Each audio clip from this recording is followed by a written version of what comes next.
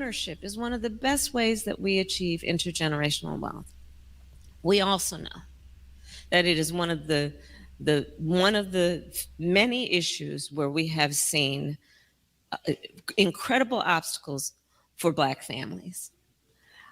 We don't even need to go as far back as nobody got the 20 acres and a mule. Let that sink in for just a moment. For Black families. We don't even need to go as far back as nobody got the 20 acres and a mule. Yeah. You heard that right the first time. The Black Channel is live.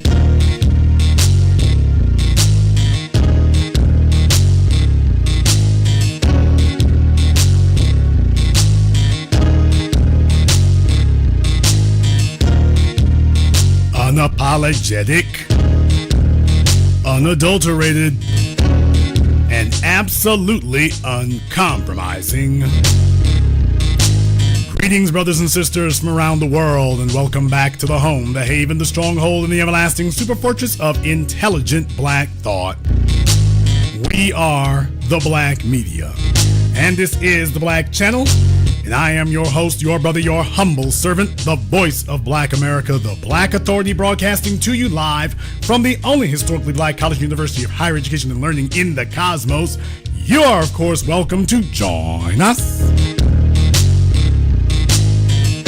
And join us you shall, because on tonight's program here, I told you all there was just so much that's been going on this week that if I tried to cram it all in one program, it would have been like a 9-hour broadcast, and I was certainly not going to be able to do that right there. So for those of you who are not aware or were uninformed about it, Camala Harris has been trying to go on a charm offensive here, and she's been trying to reach out to Black outlets and Black groups. She got together with Bakari Sellers. You know, he's a good friend of mine. Lie. And so everything's about economics now. My broadcast tonight is to hammer home the point.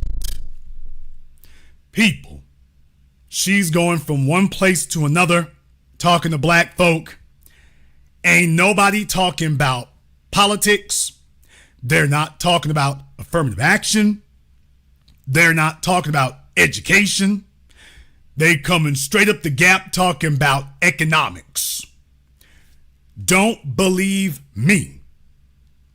And whatever I have to say about whether or not the message has gotten through and whether or not the message has been hammered home, they are the ones sounding radically different than they did in 2004 and 2008 and 2012 and 2016. Not quite so much hymn singing going on. That resonates with the olders. Not so many people trying to sing hymns anymore. You got folks singing a different tune, and the tune they singing is money, money, money. So that's what they're talking about now is dollars. And everything now is about economics when they come to speak to us. But as I've illustrated to you, it's all wrapped up in a trick bag. So I just thought, along with everything else, I would go ahead and remind you all that, by the way, yes, Camala Harris did have a few remarks to make at yet another event that she was at a few days ago. And just to show you how in touch she is with Black people, I just thought, and this is not a gotcha, but I just thought something that for all of us is basically an involuntary statement. We all know 40 acres and a mule. We all know 40 acres and a mule. And she wanted to go there and flex her credentials. And I just wanted to show folks yet again one of these bedrock historical statements from us that defines us as a distinct and special people. And when she attempted to weigh in, she showed she was completely unprepared and unknowledgeable. As I said, folks, you can only be fake for a while, and then eventually it's going to catch up with you. You have to take out that loan. I'll take some equity out of the home. You don't have to take out a loan. I'll take some equity out of the house to help you pay that tuition. Or if your child says, I want to start a business, you can say, honey, I can take some equity and out of the home and help you with some startup capital. Home ownership is one of the best ways that we achieve intergenerational wealth. We also know that it is one of the many issues where we have seen incredible obstacles for Black families. We don't even need to go as far back as nobody got the 20 acres and a mule. Let's go to the fact that we recently celebrated D-Day. Aren't you glad that human beings in real life don't manifest, one of those thinking word balloons over their heads? Because as soon as she said 20 acres and a mule, Bakari and other dude would have been like, what? I mean, boy. She is trying to channel. She's trying to channel her blackness, and it's going rough. It's going rough. Now, the reason why I bring this up is because I want to put all of this in its proper perspective. You'll remember a few days ago, I reminded you here of Steve the Plebe Harvey. And when he was hosting his little event with her, and by the way, did y'all notice the colors behind them there is blue? Boy, I'm telling you, remember what Steve said. What they're actually doing and what they're actually accomplishing. I got a headache trying to stay on course, so just let me go off this paper for a minute. Before y'all start calling my radio show and DMing me, talking about why you ain't asked no hard-hitting questions, that ain't what this is. I'm throwing a lob. This is an alley-oop for a dunk, because this administration needs to get the word out of what they're actually doing and what they're actually accomplishing, so we can stop all this foolishness about what you're doing for Black people. Can't nobody come out with... Interesting.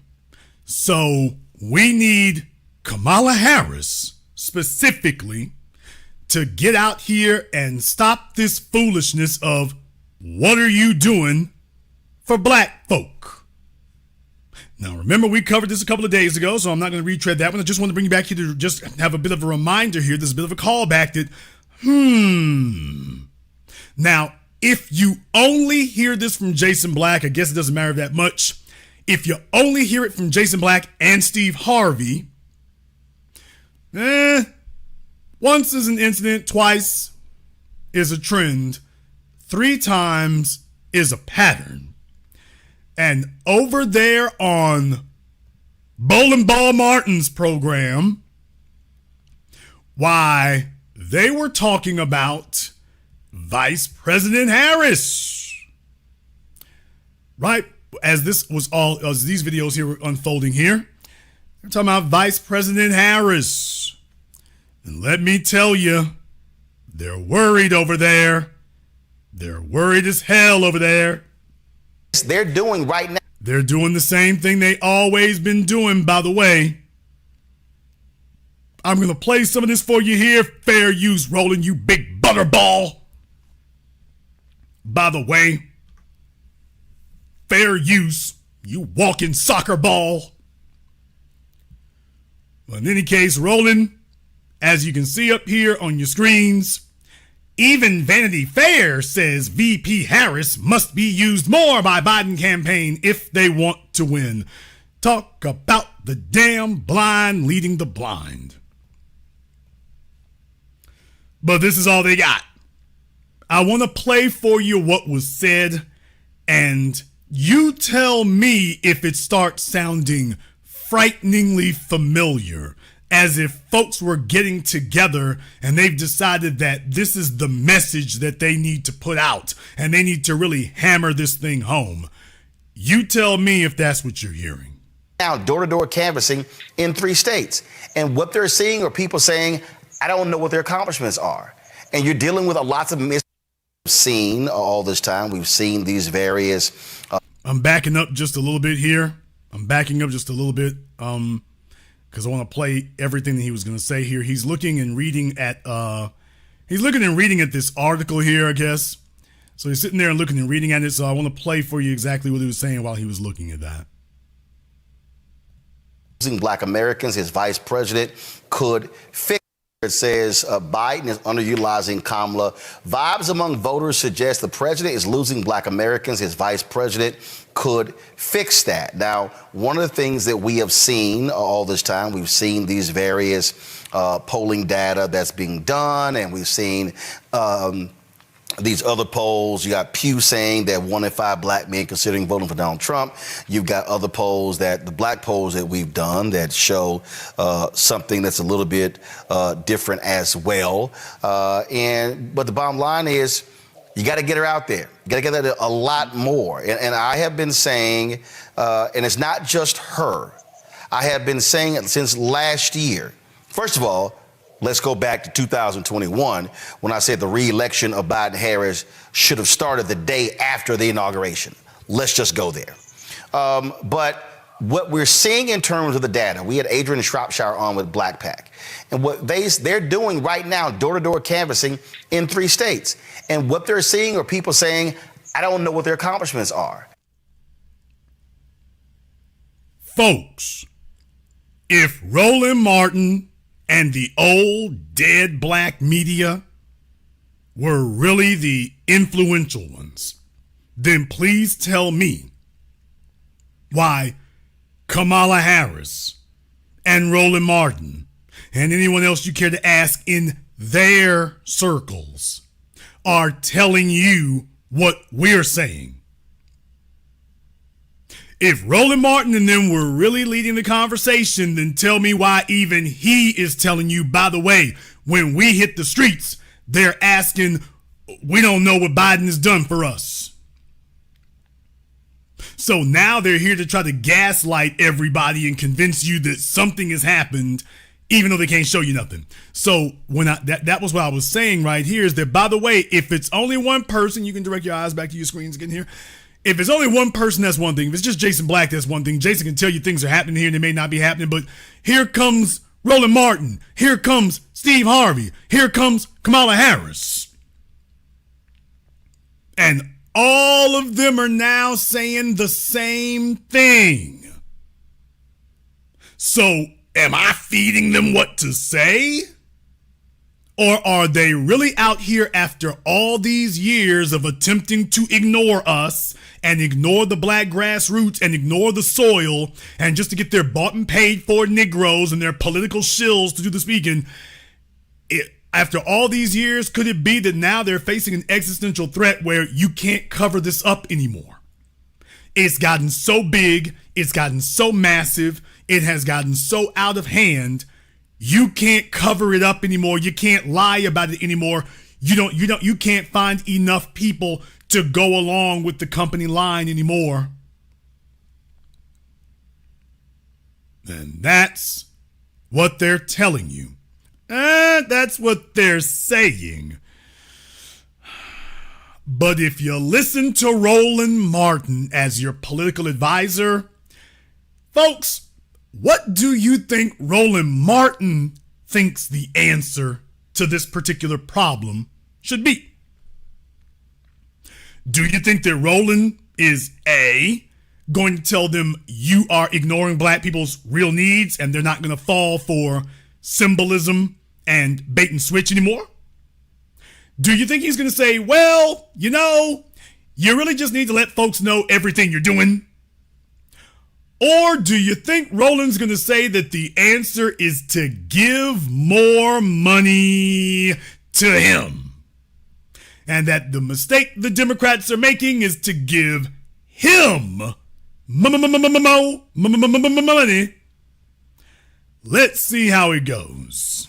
And you're dealing with lots of misinformation, which suggests then what you have to do is you got to have more forums like this here where you're literally walking through policy, as in we did this, what we did yesterday. Dr. Walter Kimbrough talking about specifically what they've done for HBCUs. To me, what makes sense is they should be saying, hey, We want black mayors across the country holding these town halls in their cities. We want state representatives, state senators putting these town halls on. If you're talking about right there in Georgia, not sitting here just having these things in having in Atlanta, but saying, no, we're going to have it in Albany, in Savannah, in Athens. This Negro is all over the place. He is trying to throw everything at the wall, hoping that something gonna stick. But if you're hanging there long enough, remember, the real thing is eventually gonna jump out. In Jonesboro, in Statesboro, all around. And so you should be utilizing people now, not in September, October. They should be in an information stage now. Look, Roland, the dirty secret about politics and Democratic politics in particular is they don't like to pay black people. That's just the reality of the way these campaigns work. They want black folks to be the political sharecroppers. We want you to volunteer. We want you to bring your congregation. We want you to get your community group out here. Meanwhile, they'll have Chad from who's a student at They don't want to pay black people. They don't want to pay black people. I wonder who the black people are that he's referring to. Yale, making $250,000 to. Don't worry, y'all. We're going to get there. Don't worry. By the way, we're going to get there. They don't like to pay black people. That's just the reality of the way these campaigns work. They want black folks to be the political sharecroppers. We want you to volunteer. We want you to bring your congregation. We want you to get your community group out here. Meanwhile, they'll have Chad from who's a student at Yale making $250,000 to organize on college campuses, UGA, Georgia State, etc. What they're going to have to do is take that war chest that they have, and as they say, the old Negro spiritual, break bread. It's just the reality that they're going to have to pay to put these forums on, pay to put these ads on black media, pay to make sure that they're getting the type of attention at events that African Americans will be at. It's not going to be enough to simply show up for homecoming. They gonna have to break bread. They gonna have to pay for these forums here. You mean like the one you're on with Roland? Is that what you're referring to there, sir? Is that what you're referring to? The problem isn't that they're not doing anything for us. That's not the issue. The problem isn't that they're not breaking bread with black society. The problem is they ain't breaking bread with you privileged Negroes over there in the old black media. That's the problem. It isn't that they're completely wrong, that they're operating in benign neglect, that they're doing bait and switch, that it's all smoke and mirrors. That's not the issue. The issue is they're not giving enough money to you and Roland. That's the problem. To do the cha-cha slide into the stanky leg this year, you're ads on black media, pay to make sure that they're getting the type of attention at events that African Americans will be at. It's not going to be enough to simply show up for homecoming and do the cha-cha slide into the stanky leg this year. You're going to need. What? Now, when has the old black media gotten up there and started criticizing the Democrats for doing dances and holding the damn dance off, which, by the way, is ironic, fella, because when you talk about folks dancing, I mean, wasn't Roland Martin the big bopper with Hillary Clinton? Let me show you how to do the turkey drumstick slide. I mean, what wasn't that Roland? Didn't he become internationally famous or infamous for that? So if you worry about folks dancing, you might want to come tap Roland on that meaty shoulder of his and let him know, hey, by the way, you need to knock that off too, by the way. So when did the old black media start criticizing Democrats for coming to black folk and dancing? When did that start? Because I know we've been on it now for a decade. We've been on Barack Obama for over a decade. So we've been there the whole time. When did they start doing it? Now. Which means that they are afraid that it looks very likely that Biden's going to lose. This isn't me talking. This is them. If they were so confident, do you think they would put their necks into a noose like this and sit up here and invite that kind of negative publicity to themselves with this kind of scathing criticism and knock off the dancing? Come on, folks. When did they start doing that? Y'all know we've been doing this for summers and winters. When did they start doing this? Do you think they're not panicking? I told you, as this thing gets tighter and as they get weaker, they're going to start talking exactly like the new black media. What do you know? Here they are. The type of attention at events that African Americans will be at. It's not going to be enough to simply show up for homecoming and do the cha-cha slide and to the stanky leg this year. You're going to need to actually invest in those communities, invest in building those organizations, and not just simply pay everything to consultants and pollsters and your media people. You have to make sure that you are buying into black communities, spending the money necessary to get those things done. And as Rebecca said, these news networks on the left that report every time Donald Trump sneezes, every time Donald Trump takes a nap, every time Donald Trump farts. And that's not even hyperbole. They literally had live reports on that during the Trump trial. We need them to be at some of these events and actually reporting on it. Put a camera on Kamala Harris for 2 hours and just let her talk in prime time. Give them that free media space as opposed to this continued infatuation that they have with Trump. Every minute that Stephen Colbert... Put a camera on Kamala Harris and just let her talk. Put a camera on her and just let her talk. Where we have seen incredible obstacles for black families.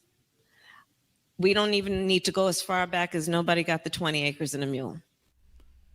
This is the political advice that they're giving. Give her 2 hours and just let her talk. Clearly, he isn't even listening to her speak. I am. Clearly, these so-called political consultants and advisors and media experts, very clearly, they're not listening. Because I did. And yeah, you don't want her having much more media time. The only thing you can say is that, well, she is less inarticulate than Biden is right now, which is to say that she's more lucid. Some of y'all are just tuning in and saying 20 acres. Yeah, we started off the program with that. So for those of you who are just getting here, yeah, we started off the program with that. Yeah. She sat there and, yeah, y'all heard that. Okay, some of the folks here are new. This is what you get for showing up late. Oh, Jaden, I thought it was going to be one thing. We warn you, be here. Where we have seen incredible obstacles for black families. We don't even need to go as far back as nobody got the 20 acres and a mule. Okay, there's a reason they call us the black media. By the way, y'all thought, am I going to do something for black people? You thought that was the bottom of the barrel. Okay. Ski-wee. Ski-wee. Just letting you know. So, folks, do you think that the old black media is panicking right now? Do you think that they are panicking? Do you think they scared? When he's sitting up here saying what they need to do is give Kamala Harris more time to speak. No, sir. No. Less time for her works out great for everybody. It works out great for everybody. That's exactly what in the world you want to have right there. You don't want her having any more time to sit up here and talk like that. She's said enough. She's done enough. These are folks who are out of touch. But I want to go a little bit further here. I want to go a little bit further because there was another gentleman they had up here. I think he's some type of representative or state representative, whatever. And this guy in particular, I wanted to go ahead and get here because this is where the rubber meets the road for Boule Bird Martin. This is where it meets the road for him and his band of merry misfits. Hang on to your hats. Because they're going all the way in. John Doe, Robert says somebody up. I know, but listen, I want everybody to know that I'm saying it's not Roland Martin. The Biden-Harris campaign needs to hire Roland Martin. Nope, they can't afford me. I know, but listen. Nigga, please. For those of you who well, Jason, I ain't heard Roland ask for no money yet, though, Jason. Well, yes, disparaging. I ain't heard him ask for no money yet, though. Okay, he brought all these other folks to say it for him, and then they can't afford me. Don't worry, he about to bust a 180 on that part, too, by the way. Don't worry, he's about to bust a 180 on it, y'all.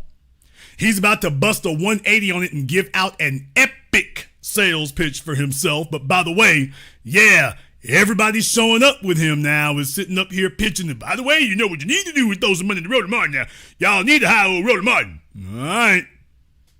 Okay, folks. They're telling you that that's the answer. The answer is to give the old dead black media that's already losing the media wars. They're already losing it to the new black media.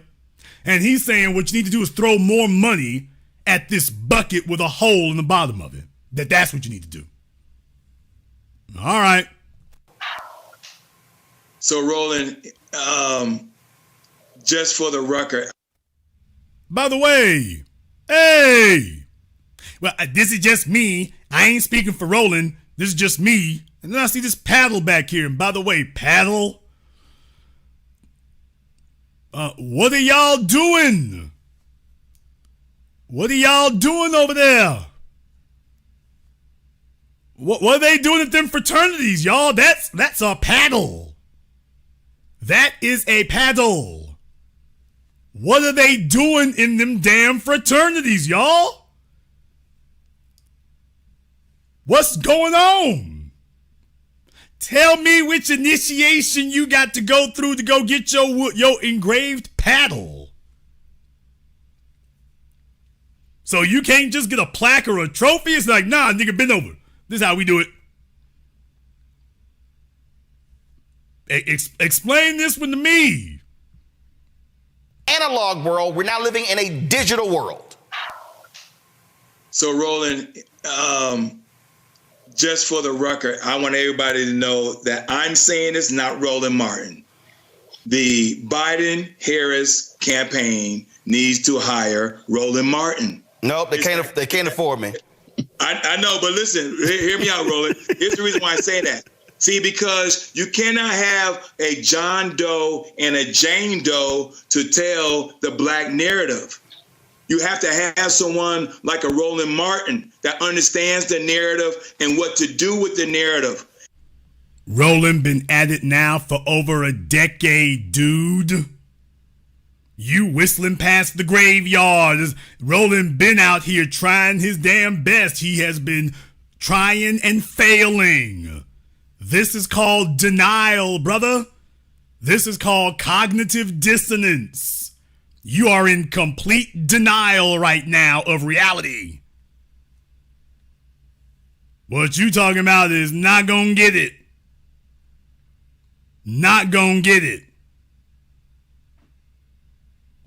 Because that's like, you know, we talking bilingual here. If you hire John Doe, Robert says somebody up in Yale, right?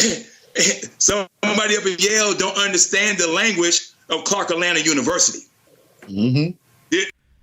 Folks, Clark, the Divine Nine, the Boule Butt Busters, y'all don't speak for the black street.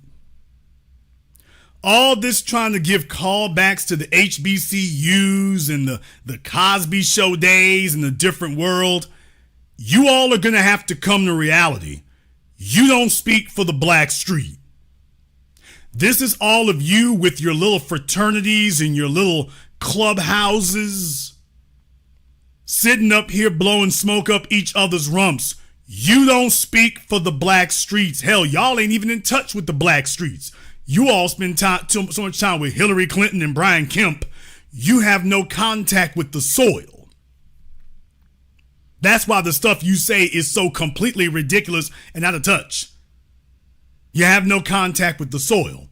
So you're just saying silly things.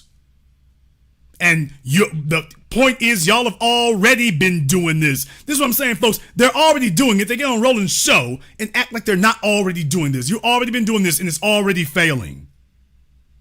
They're just saying, ooh, we need to go to these places more. No, You need to accept that you all's lying and baiting and switching ain't gonna work, and you're gonna have to come with the actual agenda that we set forward. You're gonna have to do that. Folks are not going for the bait and switch the way they used to. Fewer and fewer are. That's why you're in trouble. As I told you all, they're just gonna tell you that the issue is throw money at Roland Martin, but they're not. Notice what they're not saying. They're not saying that the Biden administration has been a failure and has done nothing for black folk. That's the part that they're not saying. Like a Roland Martin that understands the narrative and what to do with the narrative, because that's like, we talking bilingual here. If you hire John Doe, Robert says somebody up in Yale, right? Somebody up in Yale don't understand the language of Clark Atlanta University. Mm-hmm. You cannot be bilingual. You just cannot take the 87% black men and the 98% black women and just think that because they always voted democratically that you're going to constantly give something that they're going to consume, which is the reason why, Roland, every time I go to the barbershop, they keep saying, hey, Representative Jackson, what is it that the Biden-Harris campaign doing for black people? What? People. I told you over a decade ago that this was going to prove whether or not we were a reliable source of information for you. That you were never going to see a headline from CNN or CBS telling you that we're progressing over here and that we're winning. That headline ain't going to happen. And that if we were going to prove that we were reliable, when I tell you that I see the mile markers showing our progress and showing that we're starting to succeed, that I would have to call it correctly. Folks, Camala Harris, Steve Harvey, Roland Martin, state representative, and they're all saying the same thing. What you've heard from us now for over a decade. They're now openly saying the same thing. The issue is we're being confronted everywhere we go. Folks are asking us, what are you doing for black folks? Steve Harvey, y'all stop calling up my show, hitting me up and backing me into the corner about what are you doing for black folk? This is the issue. This is the message. And for all of the ADHD students out there their coloring books have you stumped. The reason why we have to come back week after week, day after day, broadcast after broadcast, and hammer it home during election years, but more importantly, during the non-election years. See, we don't just parachute into town because it's an election year. This is what we live. We eat this, drink this, sleep this, think this, breathe this, feel this, live this, love this. It is everything we are. So while they've been sitting up there loafing and napping, we've been out here grinding and grilling. And so we've been working for the last decade while they've been sitting back napping and lounging and loafing. Now they think they're going to wake up and suddenly spring to life during an election year. Let me wake up. Let me wipe the crud out my eyes. Oh, what's going on? And we've been awake and vigilant and elite and on guard the whole time. They woke up and saw us still standing on point, standing on guard, still going out on missions while they've been sitting there sleeping. And now they woke up and realized, I'll be damned, they've taken huge swaths of terrain out here while you all been sitting up here at the damn fish fry. And they woke up one morning and next thing you know, they couldn't hide it anymore. Roland was talking real stupid and real slick about the old niggas 4 years ago and how they were going to carry the campaign. And you all remember I was saying this, and some of you were even doubting then. Some of you were even taking me to task then. Some of you were even saying, Jason, you ain't right here then. And I was telling you all, this is not a sprint. This is a marathon. I ain't worried about one damn election. I'm looking at the grand swath of history here, the grand arc of history. And these folks, this is common sense. You don't bet on the old. That is an ever shrinking market. I have always put my focus on the young, the youth, the up and coming, because that's where the numbers are going. The old are where the numbers were, and sometimes where the numbers are, but the young are where the numbers will be. And what do you know? 4 years later, now they're trying to figure out how to tap into those young people that we've been talking to the whole time. We've been speaking to them the whole time. While they've been chasing the old cable television media, we've been speaking and chopping up with them every day the whole time. Now he's trying to scramble at the last minute and suddenly sit up here and talk to him. Well, Clark University. And Clark University does not speak for the streets. They are way behind over there.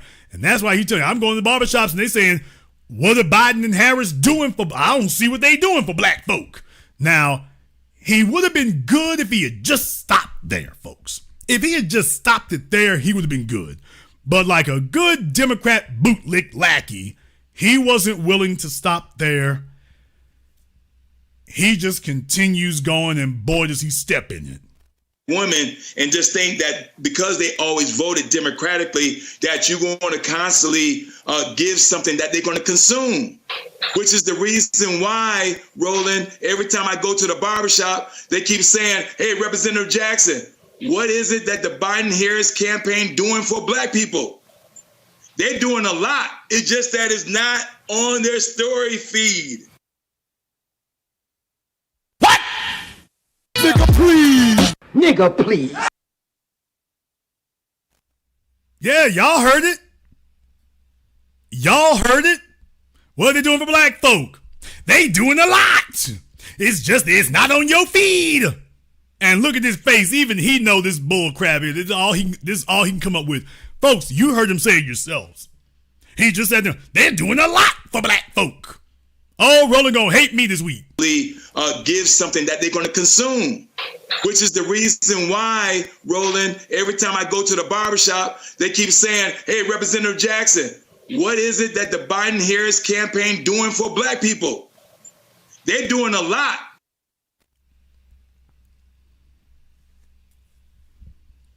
Do y'all hear this?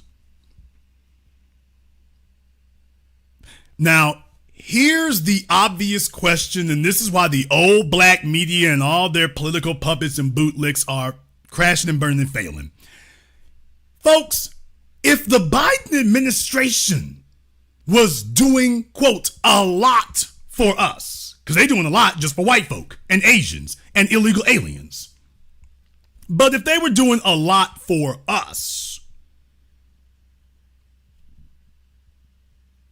then wouldn't we be seeing a lot of progress?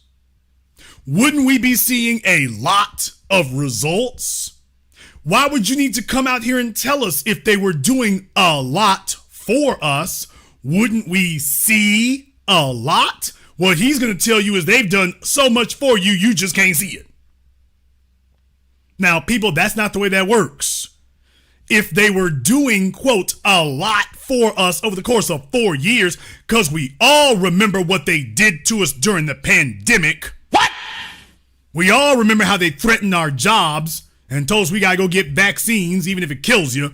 We all remember that. So, yeah, we saw them do a lot. We have no problem remembering and recalling what they did. He's telling you the good stuff they did. All you remember is the bad stuff. The good stuff they did for you there. See, you done forgot about that right there. They just didn't put on your news feed. Folks, why does it have to be on our feed? If you've done something for me, I don't need to go to Facebook to see it. If you've done something for me and it's affected my life in a positive way, why do I got to go to Facebook to see it? Why come I'm not seeing it in front of me if you actually did something? Because we know what he did for Jewish people and they ain't got to be on their feed. That doesn't have to be on the Twitter timeline. Illegal aliens, they showing up, knocking on the front door, breaking it to them. Nobody else is being told, well, go to your news feed and then feel the breeze. But they're coming to us and telling us that that's the issue, is that we're just not informed. That's what he's saying. You all are just not informed about it. They've done plenty for you. You're just not informed. No, we are informed.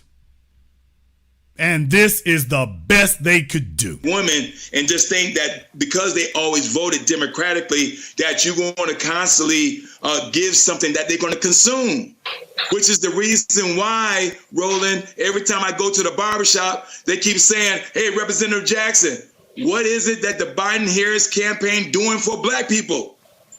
They're doing a lot. It's just that it's not on their story feed. Right, and they're hoping media shows up, but they're not. And so if they are not going to show up, what you then have got to do is utilize your own existing platforms, and you've got to also, again, I don't know who traveled with the vice president. All right, folks. Now, the reason I'm showing this part right here is because take a look at Roland. They can't afford me. Here he's about to launch off into an epic pitch for his services.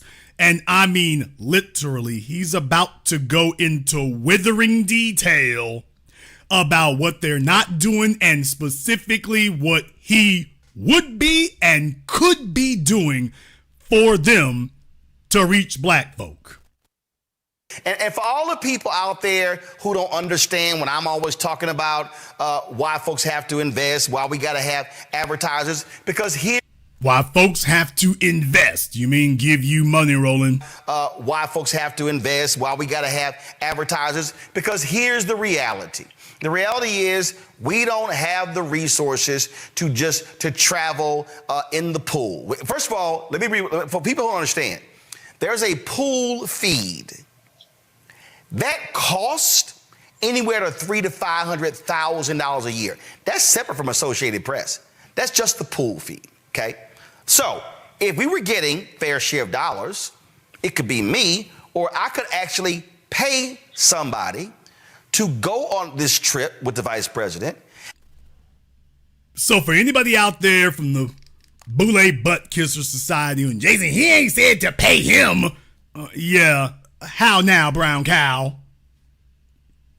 Yeah, there he is directly saying, by the way, if you threw that money over here, if I was properly funded, here's what I could do for you. Folks, how many times have I covered y'all showing Roland this? Every election cycle, this is what he says, is that the only mistake the Democrats are making is they're not paying him more money. And I explained to him, hey, dummy, when Biden and Harris won in 2020 without conceding to your demands, how do you think you can make more demands when they won without you? It don't work that way. He's back again with the same old sales pitch. You know what? If y'all gave me more money, we could have had more done. From Associated Press. That's just the pool feed, okay? So if we were getting fair share of dollars, it could be me, or I could actually pay somebody to go on this trip with the vice president.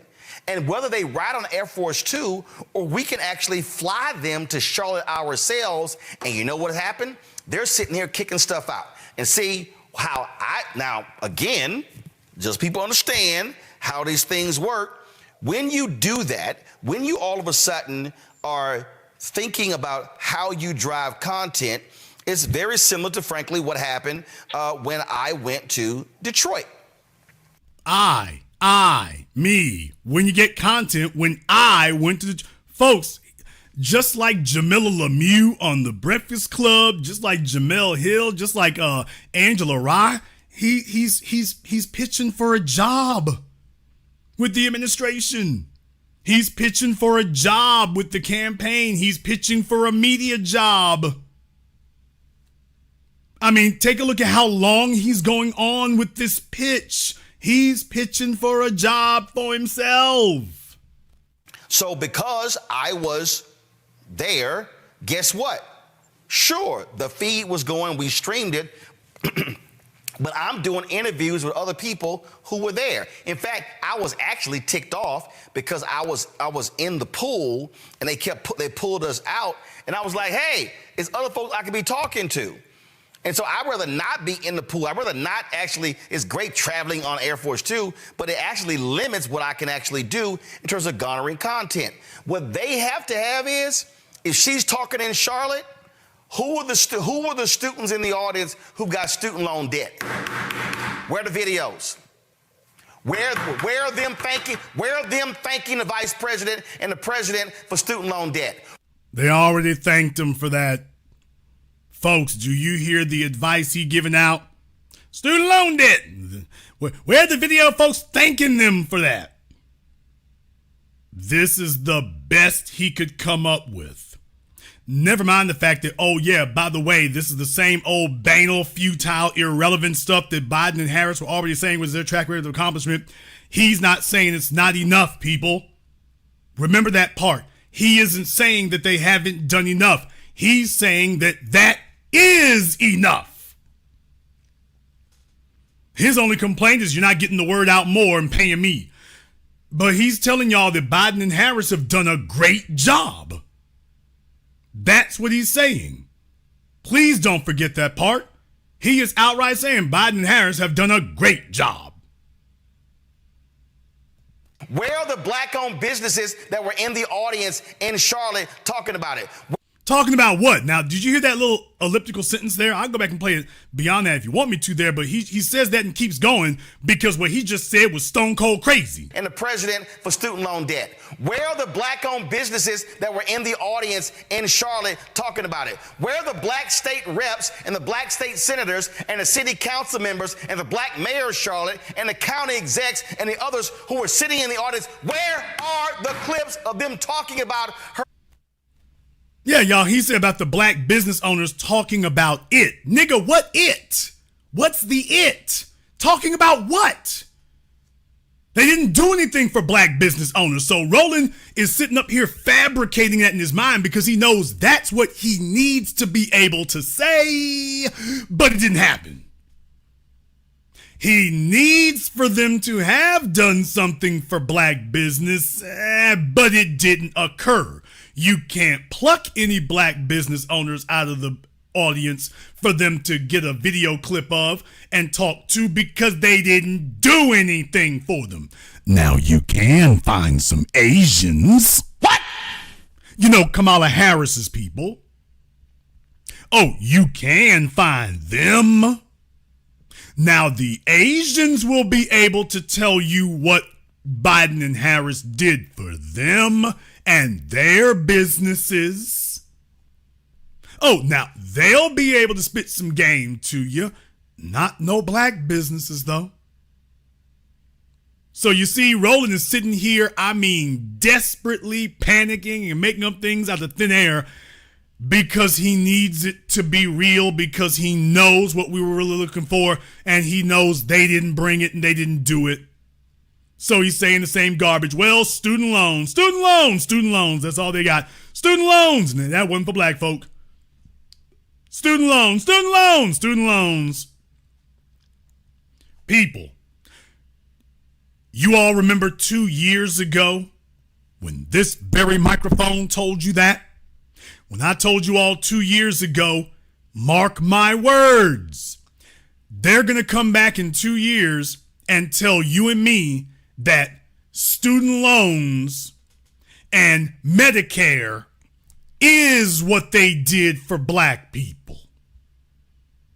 I said, I know, as pathetic as it sounds, as useless as it sounds, they're going to come back and they will be, when it's time to get a few months before the election date, they're going to tell you, well, we did do something specifically for black folks, sort of maybe kind of halfway. Student loans? Why, that disproportionately affects y'all. Y'all always complain about them student loans. Student loans. And, Medicaid, Medicare. Remember, I said, mark my words. He's gonna come back and say that this is what Biden did for black folk. Biden and Harris are gonna say, this is what we did for you. And nothing else is gonna have happened 2 years later, folks. That's all you saw occur. And they're gonna tell everybody else, illegal aliens getting cash money. Hell, they're not even getting arrested. They're being protected from arrest, and it's illegal for them to even be here. We still getting arrested. If you did get any of that COVID money for your business, they coming and jacking you up and arresting you now. All then, well, student loans. You cannot compare that to what they've done for everybody else. They've done specific things for them and telling you and me, well, can you feel some of that halfway breeze, some of that indirect breeze from them student loans? Which is what I told you was going to occur the whole time. It was what I said was going to happen the whole time. Here we are. And it's occurred. And it's not working. Now, there's the real bad part about it. If you all remember me saying that a couple of years ago, give me the bullhorn emoji in the chat room and hit the likes button for me. It's almost 6,000 people in here live. And we have a whole lot of ground to cover in this regard because this is to remind you what we've done. But if you remember me saying that, give me the bullhorn emoji in the chat room and hit the likes button for me. Folks, it is important that we make sure that we're on the right track, and that's not something that you can just do day by day. You got to come back and check yourself month after month, year after year, and make sure that you're accurate about this. And that's why I'm bringing you here to show you that as we're going into the election, the final returns, pardon the expression, are coming in. And the things you've been hearing from us the whole time, I'm just going down the line, one after another, after another, after another, showing you that, yeah, that black vote that they've been trying to sit up here and pretend it didn't matter. And they were going to galvanize the buffer classes, or we're just going to turn out some super majority of black females or whatever.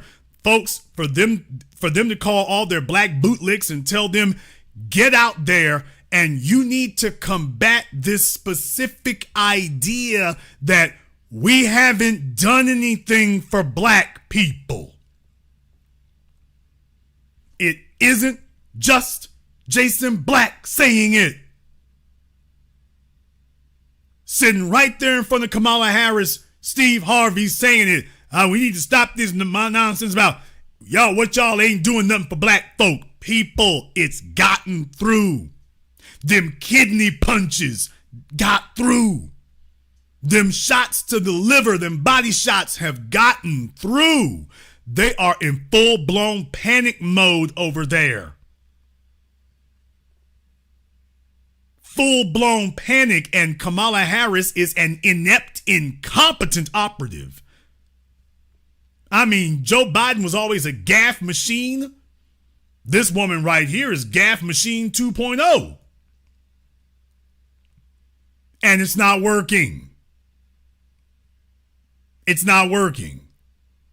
Now, I want to go a little bit further because Roland passes the mic back to the paddle representative over there. And I want you to hear what he has to say next. And the black state senators and the city council members and the black mayor of Charlotte and the county execs and the others who were sitting in the audience, where are the clips of them talking about her coming and those things being important? You expect him to say, you damn fools? You BS niggas? Oh, Roland is getting worked up. You know, if Roland would get this excited at the gym, he might be able to get his cholesterol back down to a healthy level. And the city council members and the black mayor of Charlotte and the county execs and the others who were sitting in the audience, where are the clips of them talking about her coming and those things being important? It's called having a media strategy, and I'm sorry, I don't see it. And if you wait until tomorrow or the day after, you've already missed the news cycle. You notice that he didn't say it's called having a black agenda and I don't see it. He said it's called having a media strategy and I don't see it. Folks, Roland is telling you that as far as he's concerned, Kamala Harris and Joe Biden have done plenty for black folk. The only mistake that they're making is that they're not competent at getting the word out about how great they've done for us in the last 4 years. That's what Roland just told you. A competent media strategy, and I don't see it. He didn't say a competent social strategy. Folks, he's saying Kamala Harris and Joe Biden have done great for us politically. His only complaint is, yeah, they're just not doing a good job getting the word out. He's saying they did great. Do y'all understand that? He's saying they did great for y'all. They've done great for black folk. Great. Eric, go ahead and finish your point. Yeah, so Roland, 2 points. That's the reason why we constantly are encountering the question, what is it that they're doing for the Black communities? The second point is great to have celebrities. I get that whole strategy, but it would have been more powerful that you're talking about economic opportunity for all and have Arian Simone, the sister for the Fearless Fund, up there on that stage. Very glad that you would sit here and say this, sir, because no, they didn't have the Fearless Fund up there. She's gone out of her way not to bring the Fearless Fund up there because this would beg a question. Why is the Fearless Fund having to defend itself legally? Where's the Justice Department? Remember, Jason Black has been asking this for a while. Shouldn't the Justice Department be defending the Fearless Fund? What? Shouldn't the Justice Department be stepping in? Why aren't they doing something? Well, Jason, what can they do? A friend of the court brief?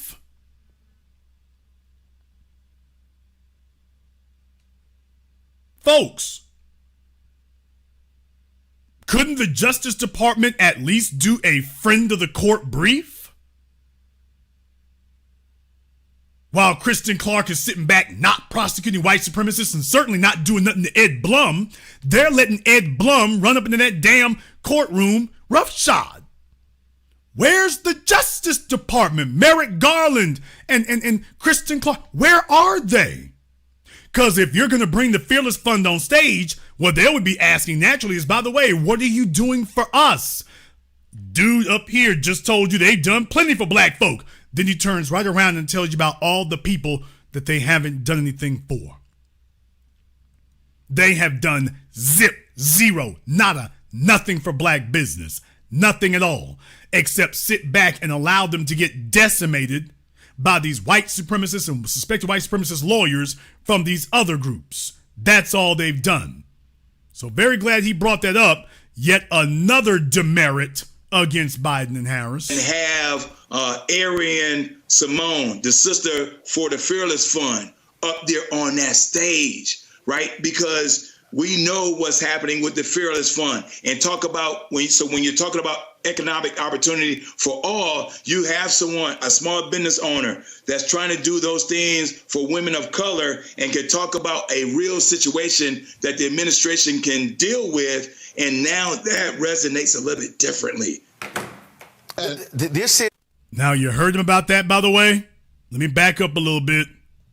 Encountering the question, what is it that they're doing for the Black communities? The second point is great to have. That's the reason why we constantly are encountering the question, what is it that they're doing for the Black communities? The second point is great to have celebrities. I get that whole strategy, but it would have been more powerful. I wanted to play that so you all could see that on the screen. That's why I switched up when you said it's great to have celebrities. So he is directly taking a shot at and acknowledging, well, Camala Harris sitting up here talking to Steve Harvey and the celebrities is good. That's all right. You talking to celebrities and everything. But what I've been saying the whole damn time, Steve Harvey doesn't have no clout in these streets, certainly no political clout. Talking to him isn't going to do anything. And that's why this fella here had to go back and reiterate. That's why we are constantly hearing. This is not the first time he said at the barbershop. He's come back to say, this tells you it's weighing on him. This tells you, they told you, hey, y'all better say something against this. We're constantly hearing, what have you done for Black folk? That's the reason why we constantly are encountering the question, what is it that they're doing for the Black communities? The message has gotten through, people. And they are in a full-blown panic over there. The message has gotten through. They don't know what to do about it. They were hoping and wishing that folks were not going to pay so much attention. They were hoping and praying that people were not noticing. And I know a lot of you over these years, you've been questioning whether or not The new black media was on point, and me specifically, Jason Black, you've been wondering to yourselves whether or not we were accurate in what we were saying. Jason, were you actually properly gauging this? Are you really seeing it? Or are you just telling us what it is you think that you want us to hear to say that you were correct or that you're still on course? Because it looks like that ain't happening. And I've always said, don't believe me. Listen to the other folks. Don't believe me. Listen to our opposition. After all these years, they're the ones coming back. Steve Harvey, Roland Martin, all these other folk. Yeah, people keep bugging us about what Biden and Harris done for black folk.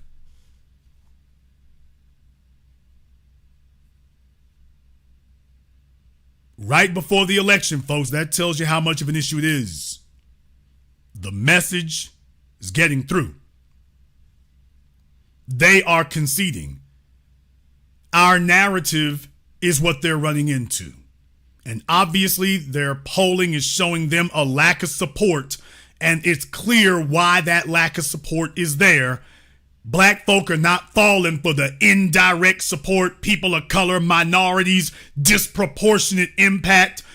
They're not falling for that anymore. They see what you're doing for the Ukrainians and the Afghans and the illegal aliens of all people. And then you coming to us talking about indirect benefits, and that's the best we can do for you. And the old niggas used to accept that. But we don't.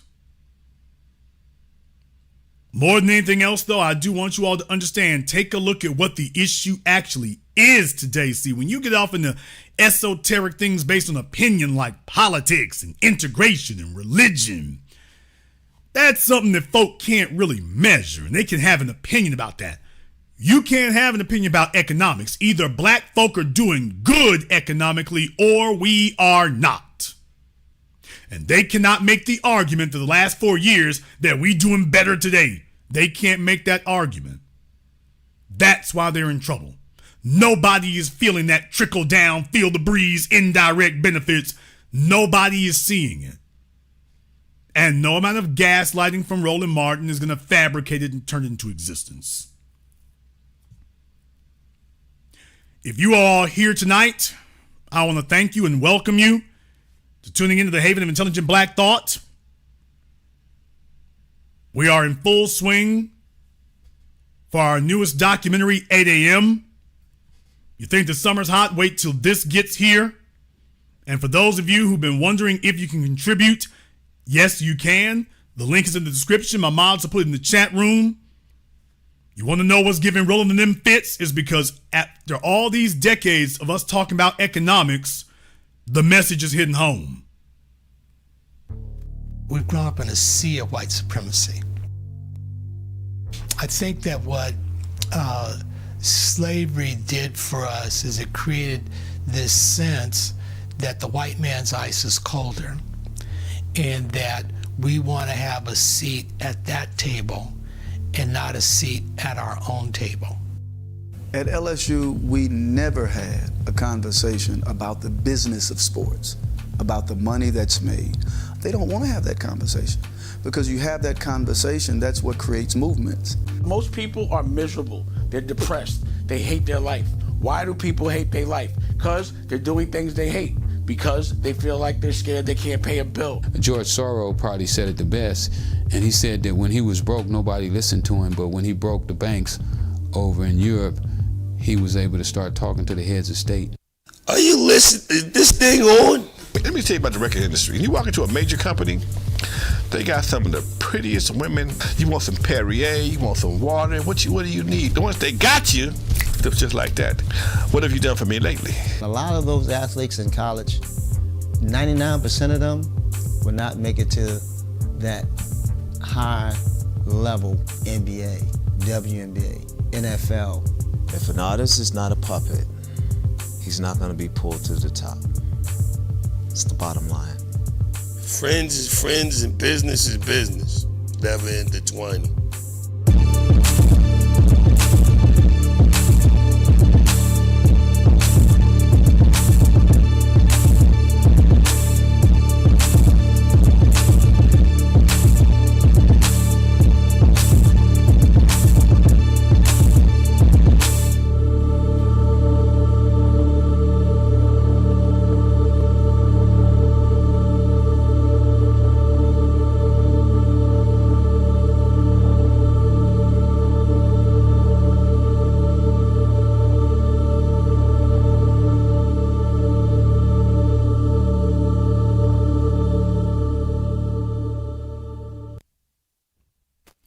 If you want to know why folks are in a panic now, it's because in the last decade, we have squarely centered the national conversation around our people on economics.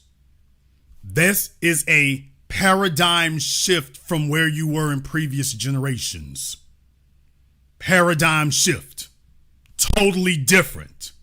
Nobody wants to hear about integration. Nobody wants to hear about affirmative action. Nobody wants to hear about scholarships. Nobody wants to hear about prescription pills. That's not what folks are focused on. Anything that you can name that you say is a problem. Housing. Why is housing a problem? The money. Gentrification. Why is it a problem? The money. Education. Why is it a problem? The money. You can go down the list, and any so-called social ill that you can name, medicine or otherwise, it all comes down to the money. Well, why is it that we are economically disadvantaged? It's not because of politics or education. Those are side effects. It is because they hate you because you're poor, but they're able to victimize us because we're black. That's the reason, that's the bottom line, and any so-called solution that ignores that reality is not a solution. It's just more walking around in circles and getting nothing done. If you ever want to fix our condition, if you ever want to fix the problem, we have got to become the most financially obsessed folk there are out there. Focusing on getting obsessed on dancing and obsessed on religion and obsessed on politics and obsessed on it like it's a sports team. That's what got us messed up in the first place. That's what's got these other folks here emboldened when they see that and feel that. Like, okay, they're not focusing on what actually matters. So I've done my part with what I've done here, and I want all of you to be a part of that here tonight. Our generation has already made a tremendous difference. We have already made a tremendous difference. Folks, those of you who've been marching with us and stomping with us now for over a decade ago, remember what you were saying then. You were saying, Jason, they're not listening to us, and what are we going to do? And they're not hearing us, and we're not the cable media. And I told you, oh, they hear us. We just need to remain consistent. I'm telling you, here we are. Here we are. They're saying it. They're acknowledging it. They're not putting up no headlines because that would be, well, they're not putting up the headlines. That comes after Election Day. Jason, when does that happen? That one comes after Election Day. After Election Day, if Biden loses, they're going to be talking about us like a dog. I want you all to understand that. If Joe Biden loses, they are going to be talking about us like dogs. CNN, MSNBC, Fishbowl Martin, they're going to be talking about us like alley cats, man. They are going to blame us for everything from the sun coming up to the sun going down. The folk that they've been ignoring all this time, they're going to come back and sit up here and all of a sudden it's going to be our issue. Y'all the problem. Why don't y'all fall in line? It's your fault that Trump is in office. Y'all just needed to go ahead and vote. Now things gonna be worse. Y'all should have just went with the program. Y'all should have just gone along with it. Mark my words, that's what they'll be saying then. That's what they'll be saying then.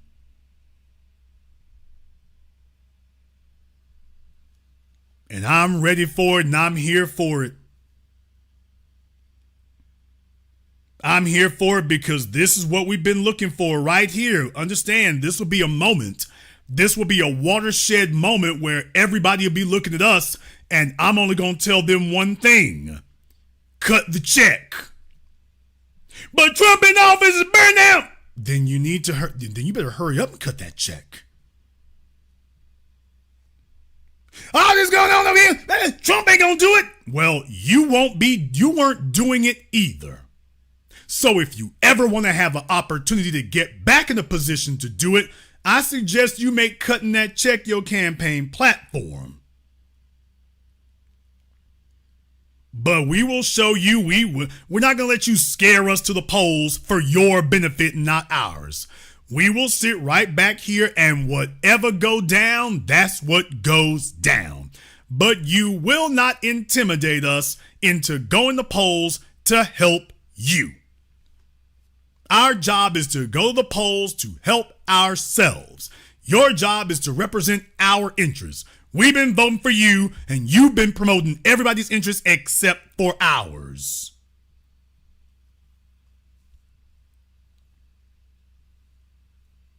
So, folks, it isn't Jason Black saying it anymore. It's not me. It's all these other people saying it now. But this is no time for us to have a victory lap. This is no time for us to rest on our laurels. We cannot afford to do that. We are going to have to stay consistent, have to stay steadfast. We're going to have to do that.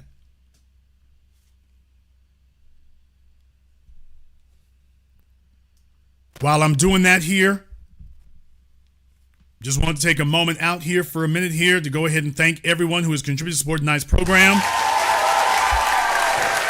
Thank you to everybody here in the Super Chat, all my new members, everyone here who's contributed to support 8 a.m. By the way, I think we can get over 70,000 today. I think we can do this because understand something. There's a reason why Roland is in constant fundraising mode. Our generation needs to see things differently. They're in constant fundraising mode for a minute. Roland is always doing that. And the reason he's always doing that, Roland is always doing that and losing. We got a shoestring budget and winning. But if we don't support what we're doing, it's not going to work. Joe Biden is in my email right now, folks. Joe Biden is in my email right now. Let me go ahead and read to you. I literally got an email here a couple hours ago. Hello, Jason. We really need $1 before midnight. What? That's the subject line of the email. We really need $1 before midnight. $1. That is the donation President Biden and Vice President Harris are asking you to make today. What they gonna do with the dollar? $1 because all across the country, Republicans are attacking us with ads, and we need Democrats to help us respond if we're going to win this race. $1 because we're starting to fall short of the goals we need to reach in order to stay on track to win, and we need your help.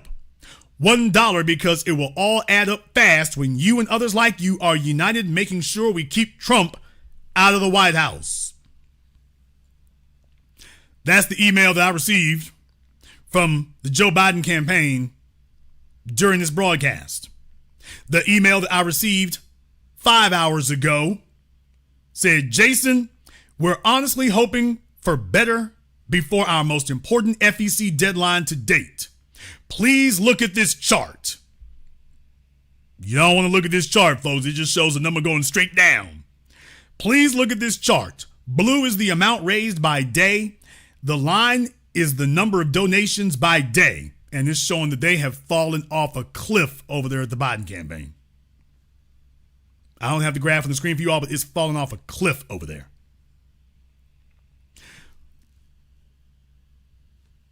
If you all want me to show it to you, I can. I'll leave it up to you, but you can see the rise and the drop off that happened. Not great. So now they're channeling Robert Downey Jr. and Iron Man. It's not great. Okay. We need to close the gap. And the president is counting on people like you who understand the stakes of this election and how important June's FEC deadline is to get it done. Because if we don't have the resources to win, we won't. It'll be another 4 years of Trump. It's honestly that simple. Okay, and what the hell did we get for 4 years of Biden? What did we get for 4 years of you? What did that get us? By the way, very simple question that he should be proud to answer. Well, student loans and illegals, every illegal you can count. That's what we got for you there. A whole bunch of something we didn't even ask for. That's what they brought us. That may seem like a lot of pressure. Yeah, it is. Why y'all applying all this financial pressure if you didn't cut no check to me, but you want me to cut a check to you? What? Nigga, please. So you ain't cut a check for me, but you want me to cut a check for you. Very, very interesting right there for you to sit up there and say something like that. We've been telling you the whole damn time you need to break bread, and now all of a sudden you telling us, oh, can you spare a dime? He's telling me to cut the check, and he hasn't cut one for me. Let me go ahead and see if I can throw that up on your screen for you right now. I'm going to show it to you all here because, of course, we are an interactive program. There it is in the email. You can take a look at your screens. This is the email that I received from the Biden campaign here 5 hours ago. You all can take a look on your screen, and you can see what they're saying. That's the graph that they showed that they were talking about. That's that graph. Subject line of this email: not great, Jason. I'm like, yeah, it sure don't. It doesn't look great. You need to cut that. You need to hurry up and cut that check. So, folks, I get the emails from the Biden-Harris campaign. I'm getting the emails, and this is what they're showing. This is what they're sending. I've read to you 2 emails that they sent me today. They are outright saying we have fallen behind Trump. They didn't say we need your help to stay competitive. They said we've fallen behind him.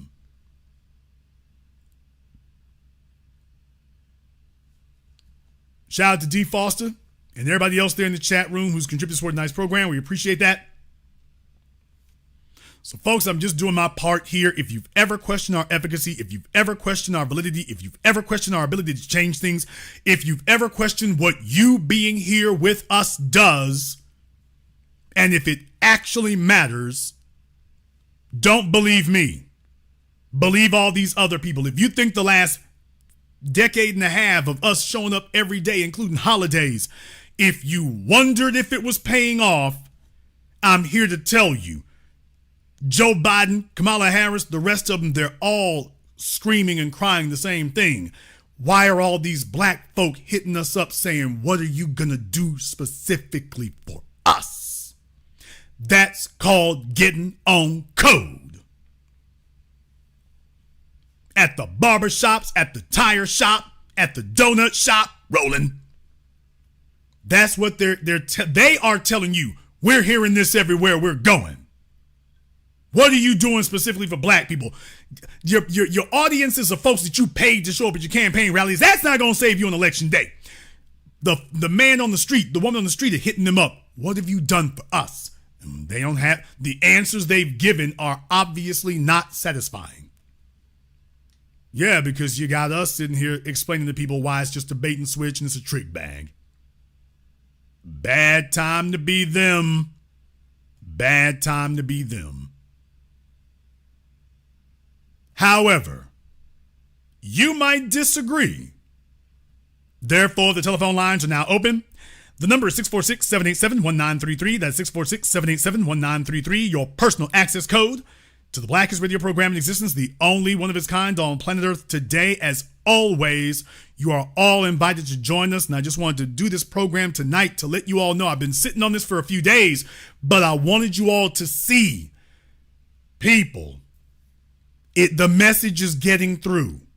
It's spreading to society at large. It's being heard all the way up to the very top at the White House, and now they have sent the word down to their black media puppets to get back out here and get the field Negroes back in line and tell them that masks have been doing great for us. We just don't appreciate it. We're just not grateful, and we just didn't hear about it because we're not paying attention. That's what they've been sent to say. Well, we're going to send them a different message. And the different message we're going to send them is, you heard us the first time when we said cut the check. So since you think you're going to boost everybody else, get them to show up for you on election day. We're going to take a very brief commercial, non-commercial break. When we come back, we'll be taking your phone calls and more. This is the Black Channel. Hello, my name is Steve Burgess. I'm the author of this book, Guidelines for the Successful Student, a closer look at parenting your school-aged child. In this book, I've explained the role of the parent and the student in addition to what accommodations, procedures, rewards and consequences and expectations that need to be in place to ensure student success from primary to high school. This book is available on Amazon.com. For more information, please visit my link tree at Easy One-on-One. And to access my latest podcast, A Teaching Moment with Mr. B. Thank you all for listening. A white supremacist assassin seeks revenge. Corrupt FBI agents with evil intentions. Dangerous black collaborators dedicated to treason. Occam Jeffers must defeat them all and somehow survive. One misstep and he's a dead man. Join Occam Jeffers as he looks the devil in his blue eyes and tells him, Black first. A sequel to the underground hit War of the Heart, Spirit of 1811 Publishing presents God Love Us, on sale at Amazon. Pre-order and save today. Visit spirit-of-1811publishing.com and show your love.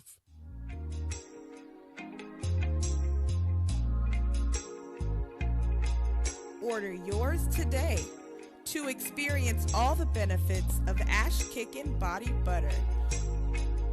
With skin so smooth and soft, you'll thank us for it. Shop Ash Kickin' online. That's ASHKICKIN.com.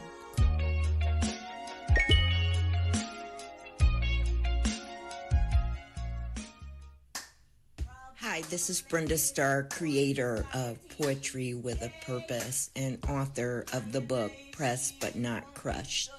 Pressed But Not Crushed is an anthology of political poems that address current and historical issues in American descendants of slave population and African American population. The book describes slaveries and its residuals, Jim Crow segregation, social depredation, and other relevant issues to American descendants of slaves and African Americans, including the current political climate that does not address our issues.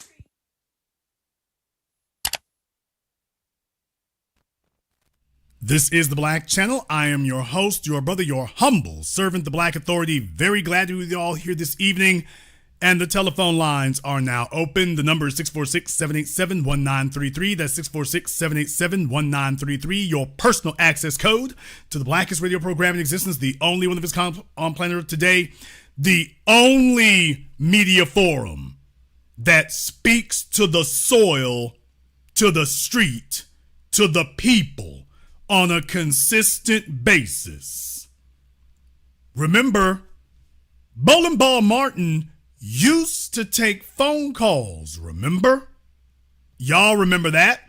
When Hillary Clinton was trying to run for office. Remember, Roland used to take phone calls. But then the phone calls started becoming things that didn't agree with him, that didn't agree with his paymasters. So Roland stopped taking phone calls. Big mistake, Roland. For a guy who should be intimately familiar with all kinds of large things. Big mistake, buddy. You see, going to the cocktail parties and the fraternity get-togethers and the sorority swap meets, that has thrown you completely out of touch with the people, linking up with all the senior citizens at the Tom Joyner morning cruise. That's not putting you in touch with where the soil is, dude. So what you saying might fool the white folks in the Democratic Party who are not living amongst us. You're not fooling the soil. You would have been far better off taking your damn lumps, picking up the phone and talking to the people and hearing what's really going on out here in these streets, as opposed to trying to fabricate something. And then what you did was turn the microphones off. Yeah, now you don't have to hear any of those complaints you were hearing anymore. No, now you're just going to have to suffer with them. And what are you going to do that now that the Democrats are directly hearing that everything you told them was not going to happen, now it's coming to pass? They're not going to be more welcoming of you, Roland. They're going to be more scornful. You'd have been far better off keeping your microphones on and just taking your lumps. At the very least, you would have known what was coming. Let's go ahead and get over here to the telephone lines. Let me get caller from area code 786. You're on live with the Black Channel. What's your name? Where you calling from?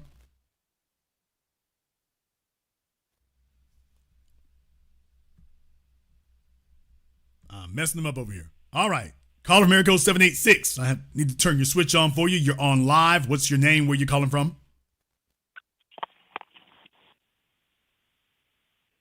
Hi, Jason. This is Chamo from Miami. Okay, this is who from Miami?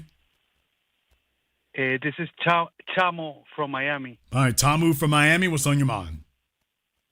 Hey, how you doing? We spoke once. I'm Venezuelan from Miami. I just wanted to congratulate you on all the work that you've done, and a lot of love for the FBA family. I see the progress, and it's really interesting to see the talking points first at the grassroots level, and then see how it gets to the mainstream. So by following you and the movement, I feel like I'm ahead of what's going on. And well, you absolutely are. You are absolutely ahead. Yeah. And much love, man. I love you, Jason, and I love. Well, Tamu, I want to tell you right here, I'm very glad to have your vocal support. I'm very glad to have your spiritual support. I need you to drop something on this crowdfunding is what I need you to do. So while you get ready that Western Union back to Venezuela, we need more than just lip service at this point right now. So I'm glad to have the vocal support and the spiritual support. Now we just need some financial support. So that's what Tamu needs to do for us now. Yes, sir. All right, I'll be looking for your name. Tamu, is that company that got them cheap products out of China? Is that them? Oh, hey, folks, look here. I'm not going to sit up here and play about it a bit. Okay, I'm very glad you got vocal support. That's great. Attaboy. Okay, I'm patting y'all on the back. Yeah, FBA all the way. Yeah, I'm supporting you and whatnot. I don't see your name on no documents. Lip service is not service. Lip service is not service. You need more people here. Jason, how many more people? Chase Bank, Citibank? I don't know which one. Just grab one of them. That'll be enough. But yeah, I need you to drop something in the hat. I'm supporting you. I need you to support this hat. Caller Miracle 661. You're on live with the Black Channel. What's your name? Where you calling from? Yeah, this is Jazz from Palmdale, California. All right, Jazz from Palmdale, California. What's on your mind? I like listening to your radio show. I'm in the big rig driving, and I think we just all need to not just tell Biden, but we need to tell Trump too to cut the check too. Well, we told Trump that. Here's the thing, though, brother, and Trump is very aware of this. He's talked to Ice Cube and a bunch of other people. Here's the issue: Trump's not in office, so you don't hear any of me. You don't hear me sitting up saying, "Hey, well, don't vote for Biden, vote for Trump." But by the way, Trump's not in office, so how do you make demands to somebody who's not in office in that regard? So if Trump roll up on us talking about getting the black vote, the response to him is the same: cut the check. Right. What's it gonna be? Cut the check. So if he roll up, I'm not. The tune is not gonna change. Hey, I need y'all's vote so I can get these prosecutors off my ass. But dude, I got to get that. I got to get that check. I got to get it. That's right. I got to get it. That's right. I don't think I can make it to the polls without that check. I don't think I can get there. Well, Jason is an Uber. Right. I don't think I can call fuel Uber. in my big rig without that check. Yeah, I can't gas up this rig. Yeah, I don't think I can even pay the cell phone bill without that. I got to get that first. So it's like I can take care of everything else in my life. I can take care of all that, but making a side mission, going on a side mission for you, it's like, oh, I need a little bit more money for that. I need a little bit more. That's So do you think you can get that worked out? Yes, sir. Yes, sir. You have a good day, man. Thank you very much for giving us a call tonight. We appreciate that. Yeah, I'm like, I don't know if I can crank up the truck to get down to the poles without that check. I don't know if I can get there without it. I'm looking at my gas looking a little funny. Trump trying to stick his head in my damn window. That's a full tank. Yeah, but sometimes it get iffy. I don't know if I'm going to make it up there. Sometimes it gets iffy. I have range anxiety. You have a gasoline car. Yeah, it's not an electric car. You have range anxiety. I'm worried. I'm scared. The crowdfunding link is in the description of the video, or I'll have my mods posted in the chat room for you here, Justin. Let me get caller from area code 347. You're on live with the Black Channel. What's your name? Where you calling from? Hello, Jason. This is Steven calling from the Bronx. All right, Steven from the Bronx. What's on your mind?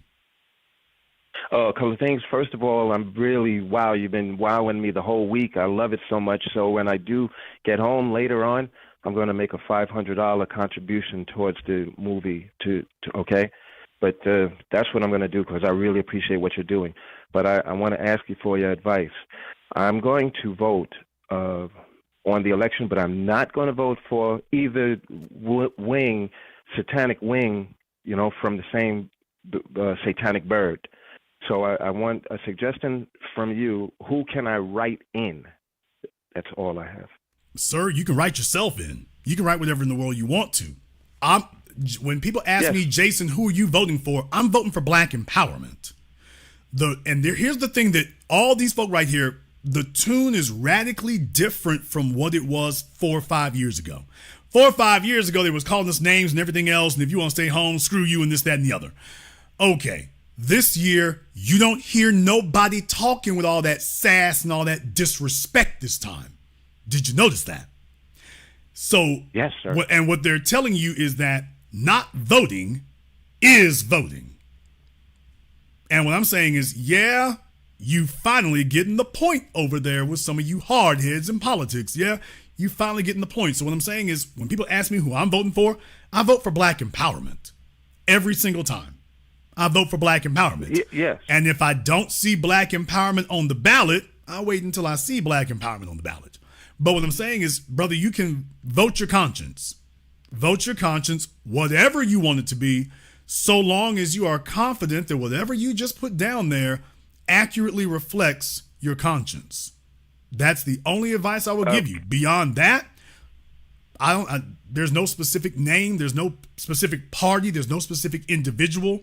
If you feel confident that they are going to promote our goals and our mission, that's all you need, even if that's you.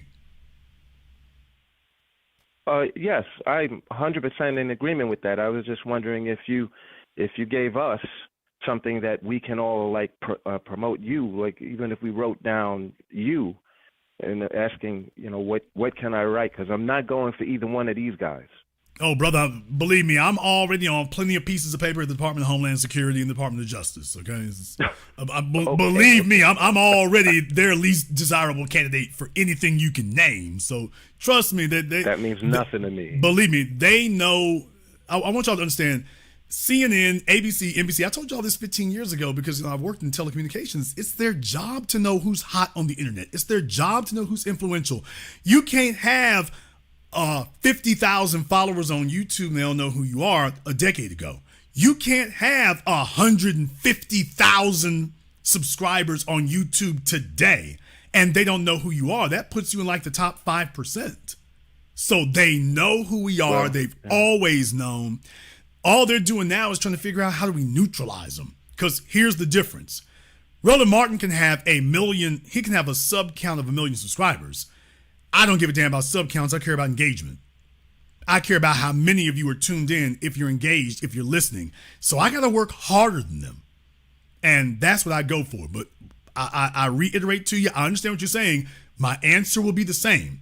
I don't have anyone that I'm going to directly send you to. I know what you're probably thinking. Well, if they see enough names that say the same thing, you're thinking a little bit too narrow. Understand something. They are looking and biting their fingernails and nervous as hell. They're nervous as a long-tailed cat in a room full of rocking chairs, as we say in Louisiana, because they're wondering about what's going to happen to Biden. We have always been consistent and reliable that no matter how badly they abuse us, no matter how badly they neglect us, no matter how badly they ignore us, we always show up and put them over the top because we're more ashamed among each other. We shame each other for not supporting Democrats. If Biden does not win, it doesn't matter who you voted for. If he doesn't get it, they don't care what you voted for after that. They're like, you didn't make the right vote. That's the only thing they're looking at. You didn't make the right one. Understand something, brother. I'm not telling anybody to boycott anything necessarily. I am just educating you that there is power when an incumbent is removed from office. The political parties immediately go scrambling over their numbers to find out what happened. And I'm telling you, if you don't put Biden's name on that ballot, you are screaming at them what it is that you showed up on election day and you wasn't bull jiving. You meant this. You didn't get cold feet. You didn't get cold feet at the last minute and say, "Well, Jason, you out there, we got to vote for somebody, Jason. So I had to put in Biden. I had to do it." No. And when they're thinking that that's what's going to happen, because that's what's always happened. They think at the last minute you're going to get cold feet and you're going to backslide. Mark my words, brother. If Biden loses, they gonna come looking for you and asking what the hell's wrong with you. I got nothing for it. Thank you very much for giving us a call tonight. Doesn't matter which one you put down. It doesn't matter what you say. Doesn't matter what you put there. If you don't put down Biden or Trump for that matter, but if you don't put down Biden specifically, they gonna come looking for all of us. Folks, I'm warning you right now. If it goes down like that, we gonna be the talk of the town it's gonna be more so-called liberals out there calling us nigga. Watch. Because remember, that's what happened after Hillary Clinton, remember? That's what happened after Proposition 8 in California, remember? Remember?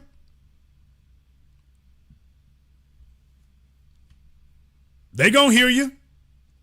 Like I say, as long as it's not Biden or whatever, vote your conscience, do whatever you do. They're going to hear you. Caller from area code 415, you're on live with the Black Channel. What's your name? Where you calling from? This is Denise in San Francisco. All right, Denise in San Francisco, what's on your mind? I want people to know we are winning. I'm just sorry that the people I started off with in the reparation movement back in the early 2000s are dead. I wish they could see this because we're definitely winning. Now we got these politicians hiring people to speak our talking points. I remember in time they didn't want to say nothing about what we needed, especially stuff like reparations and economic empowerment and all that. So this is a breakthrough. We're definitely winning. And to see that clown heel up in front of the camera, the way he looked like he was drunk and carrying on, I said to myself, yes, his performance is showing us once again, we are winning. I'm glad you exposed these intellectuals. A lot of times the intellectual community don't do anything but rationalize. They sit up and talk that old college talk. Most of them ain't had no real job, and they're terrified of losing their college job. So they just talk that talk and, rationalize and get cold feet. I'm glad you exposed that also. Well, thank you very much for tuning in, sister. I'll let you have the last word. Well, I can say I got your last 3 videos, 7 a.m. and the other 2. And I'm looking forward to this one also. I'll be looking for your name on it, Denise. We appreciate that. As always, let me tell y'all, it's not a sprint, it's a marathon. Y'all have seen me get behind the microphone, summers and winters, good weather and bad, sick as a dog, healthy as a horse. And you got to be ready to make that long run. You all saw me hop in the truck and drive across the damn country to go find out where the hell Roland Martin was sitting his big bulbous ass at in New Orleans when he touched ground in Louisiana. Y'all have seen me put in the work live and direct. Folk couldn't believe it. They were like, it was raining when he was leaving. It was raining when I got there. I'm on deck. And then sat up here and had that disrespectful tether out there, then got him up out the paint from that university he was at, then got him up out the paint. Then ran him up off the block. At the same time, I'm doing double duty. Pace University, I'm doing double duty. then made it pop off. Those are my credentials. But please understand, I'm just the messenger. You all are the message I came to bring. And they're going to hear you loud and clear if we stay on code. Let me get caller from area code 678. You're on live with the Black Channel. What's your name? Where you calling from? Hey, what's up, Jason and B1 family? This is MJ calling from Atlanta. All right, MJ from Atlanta. What's on your mind? Yes, sir. I'm just really frustrated. I actually go to a church here in Atlanta, and in the last, I would say, 5 to 6 weeks, they brought Joy Reid and John Ossoff to speak to our congregation. More specifically, John Ossoff to speak to our congregation. John Ossoff to speak to our congregation today. That would be surreal. It's frustrating. That would just be surreal to walk up in. What church is that? St. Philip AME. That would, boy, I'm telling you, that would be surreal. If I walked up in the church and saw Joy Reid, I would spin around and walk back out. I'm like, okay, this is the last time a tithe gonna hit this plate. Well, John Ossoff was there today, and it's like, just to see, our people, just sit back and listen to, like, John Ossoff. What he came today was, he just really just gave us a whole nothing burger. Just talked about voting rights, and like the end of his speech was about how on January 5th we put Raphael Warnock, they put Raphael Warnock in office, and then January 6th they brought that up as well. And I'm just wondering, like, what kind of advice do you have for like somebody like myself? I do have somewhat slight position of power at the church, and I was just wondering, like, what advice do you have for somebody like myself? Because I feel like obviously our church is important for them to send those type of people out there, and I'm sure they'll send more people out there before the election. But I just wanted to hear, like, what do you think that somebody like myself should do? I'm young. I do have a little bit of pull in the church, but I just wanted to hear your thoughts on it. Here is what everyone, I've been saying this since day one, and I want to drill this in your heads. Everyone. It does no good if I'm telling you all the talking points, if I'm defeating all their debate points and all their red herrings and all their gaslighting, and you all don't soak it up. It does no good because I can't be everywhere. But you are. It's like they said in that Terminator movie, don't ask who's in the resistance. If you hear this message, you are the resistance. So you are deputized. You need to remember and soak up and recall all these facts and figures. Be ready for the gaslighting and the bait and switch talk. So that when you hear those deceptive words and terms, that you sit there and slice it and dice it. And don't go on a long lecture about it either. When they say minorities, you didn't say black. Disproportionately impacted, you didn't say black. Well, it disproportionately helps black people. That's not what you offer Jews, LGBT, illegal aliens, or Arabs. You offer them direct benefits. No, we don't. No, you gave Asians direct benefits. They literally got an Asian crime bill. Literally got checks for Asian businesses in New York. Literally giving checks to Ukrainians. Not to all of us, just Ukrainians. They're not even citizens. Afghans, they're not even citizens. Illegal aliens, they're not even citizens. And it's not just the cities that are doing this. Biden has been taking airplanes and flying illegals all over the country, dropping them off in black cities. It's not enough for me to be sitting up here doing program after program, showing you the documentation, showing you the proof that it's happening, and you're not remembering it. So when Joy Reid shows up, she can say all the ridiculous lies she wants to. You ain't ready to fight them. Because she's got her talking points, and if you're not ready to sit there and dissect that and cut it off as soon as she says that in one sentence, the general audience is going to have trouble following both of you. That's why one of you needs to be very cogent in what they say. And you got to soak that up. And I said all that to say, okay, if you got some pull at the church, that's the time for you to be saying, okay, we're going to have a round table. We're going to have a discussion about this or whatever. You got politics local. Okay, they got Joy Reid, but they got the Democratic Party there trying to do fundraisers and whatnot. You can go ahead and organize that and then tell them, okay, we're going to have a Q&A. If you're going to have a church there, yeah, we need to organize a Q&A. We sure do. So you can present these things. And that's what I'm saying. If we talk about reparations, brother, if we talk about reparations, for example, when they tell you, okay, well, how about we give reparations in the form of scholarships? What do you say? We'll let them know we want cash payments. That's not enough because everybody's not going to end up going to school. And we got people that's affected by this system of white supremacy that's long past college age. So, yeah, we want cash payments, of course. Okay, because the thing is, That's you not have gonna to be enough. combat the college argument, because the folk can always be like, well, yeah, I mean, because they were all, remember, churches are filled with older folk. They were taught you need to go to college. We need to let everybody know, no, that's obsolete. They didn't take degrees from us. They didn't take scholarships from us. They didn't take tuition from us. They took cash from us. They took that from us. And you're not offering illegal aliens tuitions and scholarship. You're giving them cash money. We want the same thing you're giving everybody else. Now, why is it suitable for all of them, but it's not suitable for us? At that point right now, you got them. At that point right there, you got them. All you got to do is just stay on that point. You're giving everybody else cash money. And that's the only thing you're offering them. It's only when we show up that you start talking about, can I substitute it? The reason for being able to name Ukraine and Afghan and LGBT and the illegal aliens is that you bring in your documentation. You're bringing your facts. They can't refute that that's what's going on. So if you're ready, all of you, not just the young man on the phone, all of you need to be mouthpieces. All of you need to be advocates. All of you need to be completely knowledgeable about these things. It doesn't take an encyclopedia word. You claim you've been listening to my show. Lie. Folks keep claiming they're listening to my show. I've been listening to you for years. And if I hit them up with one question, they freeze.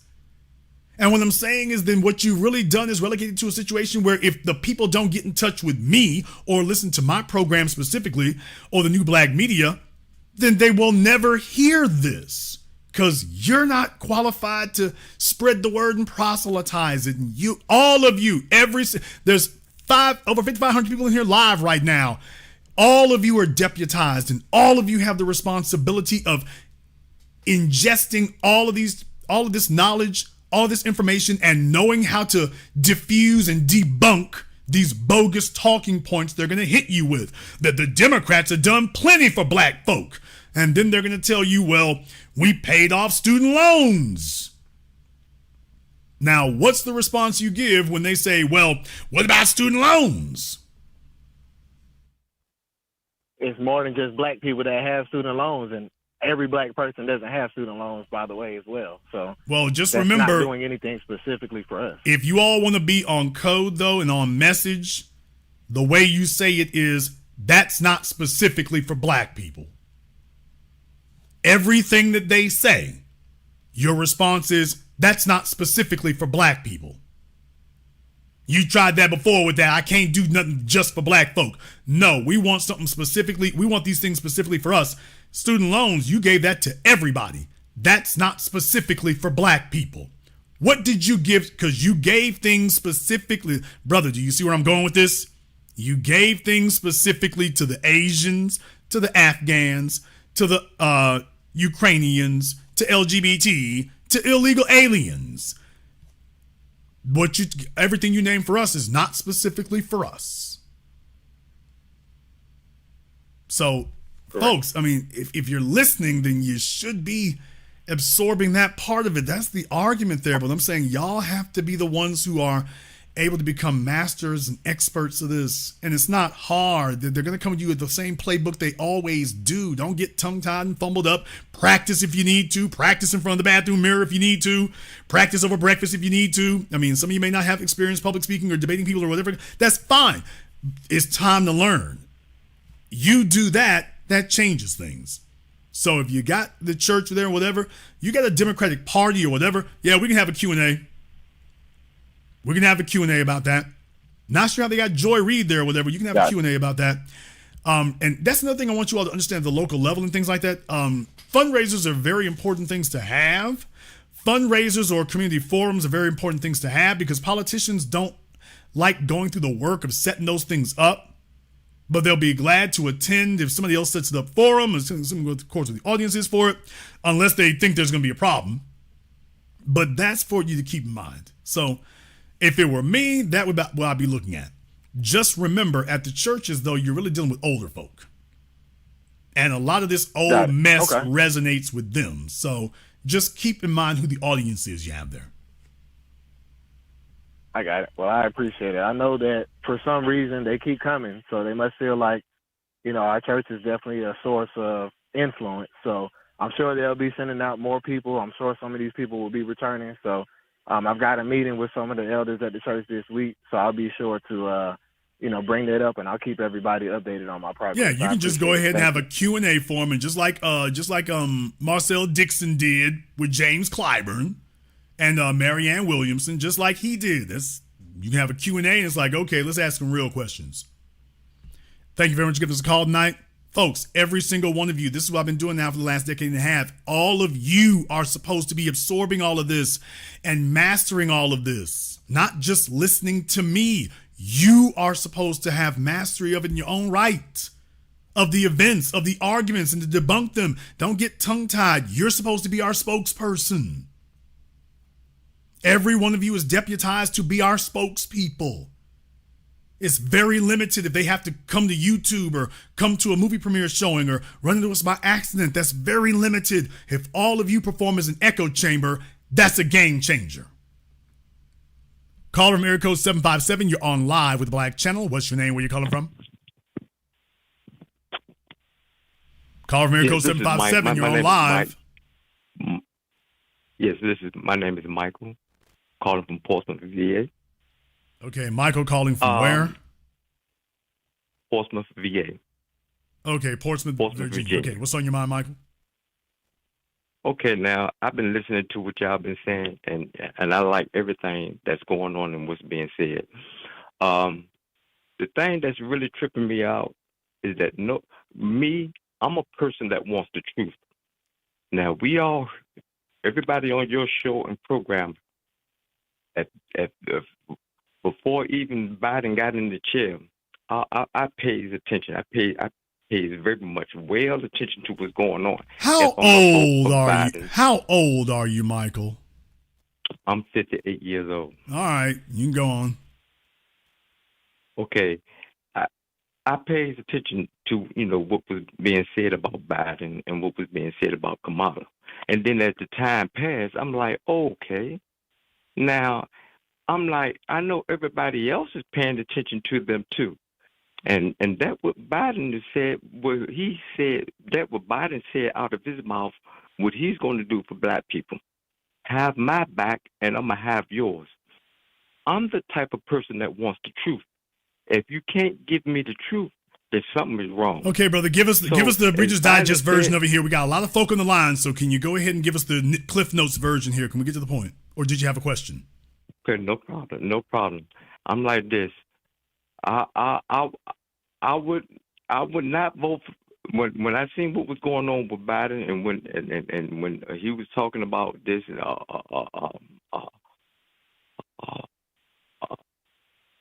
when he was talking about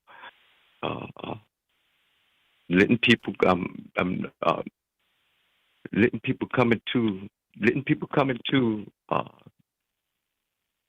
I'm kind of messed up with my thought for a second, but when he was talking about the immigrants, the money that he's been giving to the Ukrainians and the immigrants and the Asians, that what you was talking about, that's what really got me.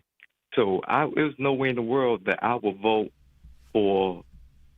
I didn't vote for them. Just put this on hand. I didn't vote for Biden or Kamala. I didn't vote for them. And then were you planning on voting for him this time either? I'm not planning on voting for him this time. Oh, and great! That's what we need to hear. All right. Thank you very much for giving us a call tonight here. And we got the brother glitching, and he's locking up on us. He popping, locking up on us. But I think we got the point here now. So let me get called from area code 929. You're on live with the Black Channel. What's your name? Where you calling from? Good evening, Jason. My name is Daryl from Chicago. All right, Daryl from Chicago. What's on your mind? Jason, as always, excellent broadcast. And you had a caller earlier that said something about how to vote and how to talk and everything. As you know, you reach to the young people, and that's so important because the Democratic Party missed that vote. But you reached them, Jason. You really reached them cats. My nephews, they got their friends listening to the broadcast tonight. They called me up, said, Uncle Bill, you turning in yet? I said, yeah, I got it on right now. So they listen to them. They listen to the IT. They listen to the other things that you had, and they've been doing well. All of them guys are either doing something right or getting their situation straight. And that's what happens when people follow directions. When they follow something that's positive, that's going to be telling them the truth. These people don't need to be hearing no more lies. And the adults in that line that you use all the time, I love it too. The old niggas, they got to understand that. And all this stuff is going to get in line. The bottom line is that they're in trouble. They know it. You've been blasting that thing for 10 years. I've been a 10-year listener to the broadcast. So I've been here from day one and support it and do everything. And everybody's going to be supporting it at 8 a.m. as well. But the bottom line, God bless you for doing what you're doing. You broke it down to that guy, and he's going to have some fun in there with the old people when he go back to that church. He's going to have some real fun with them. Yeah, that's the other thing. He's going to be a real popular cat if he goes in there and does that.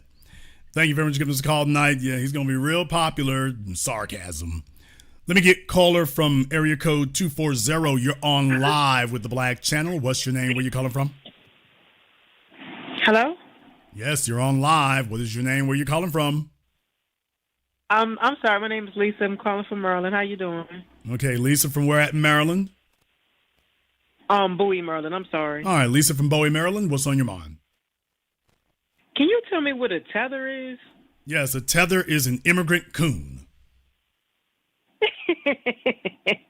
So when y'all say, for the black people, are y'all just specifically saying for the people that were born here in the U.S.? Those are domestic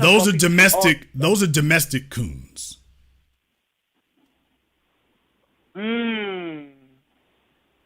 Okay, because I'm just trying to get a clear understanding. Simple enough now?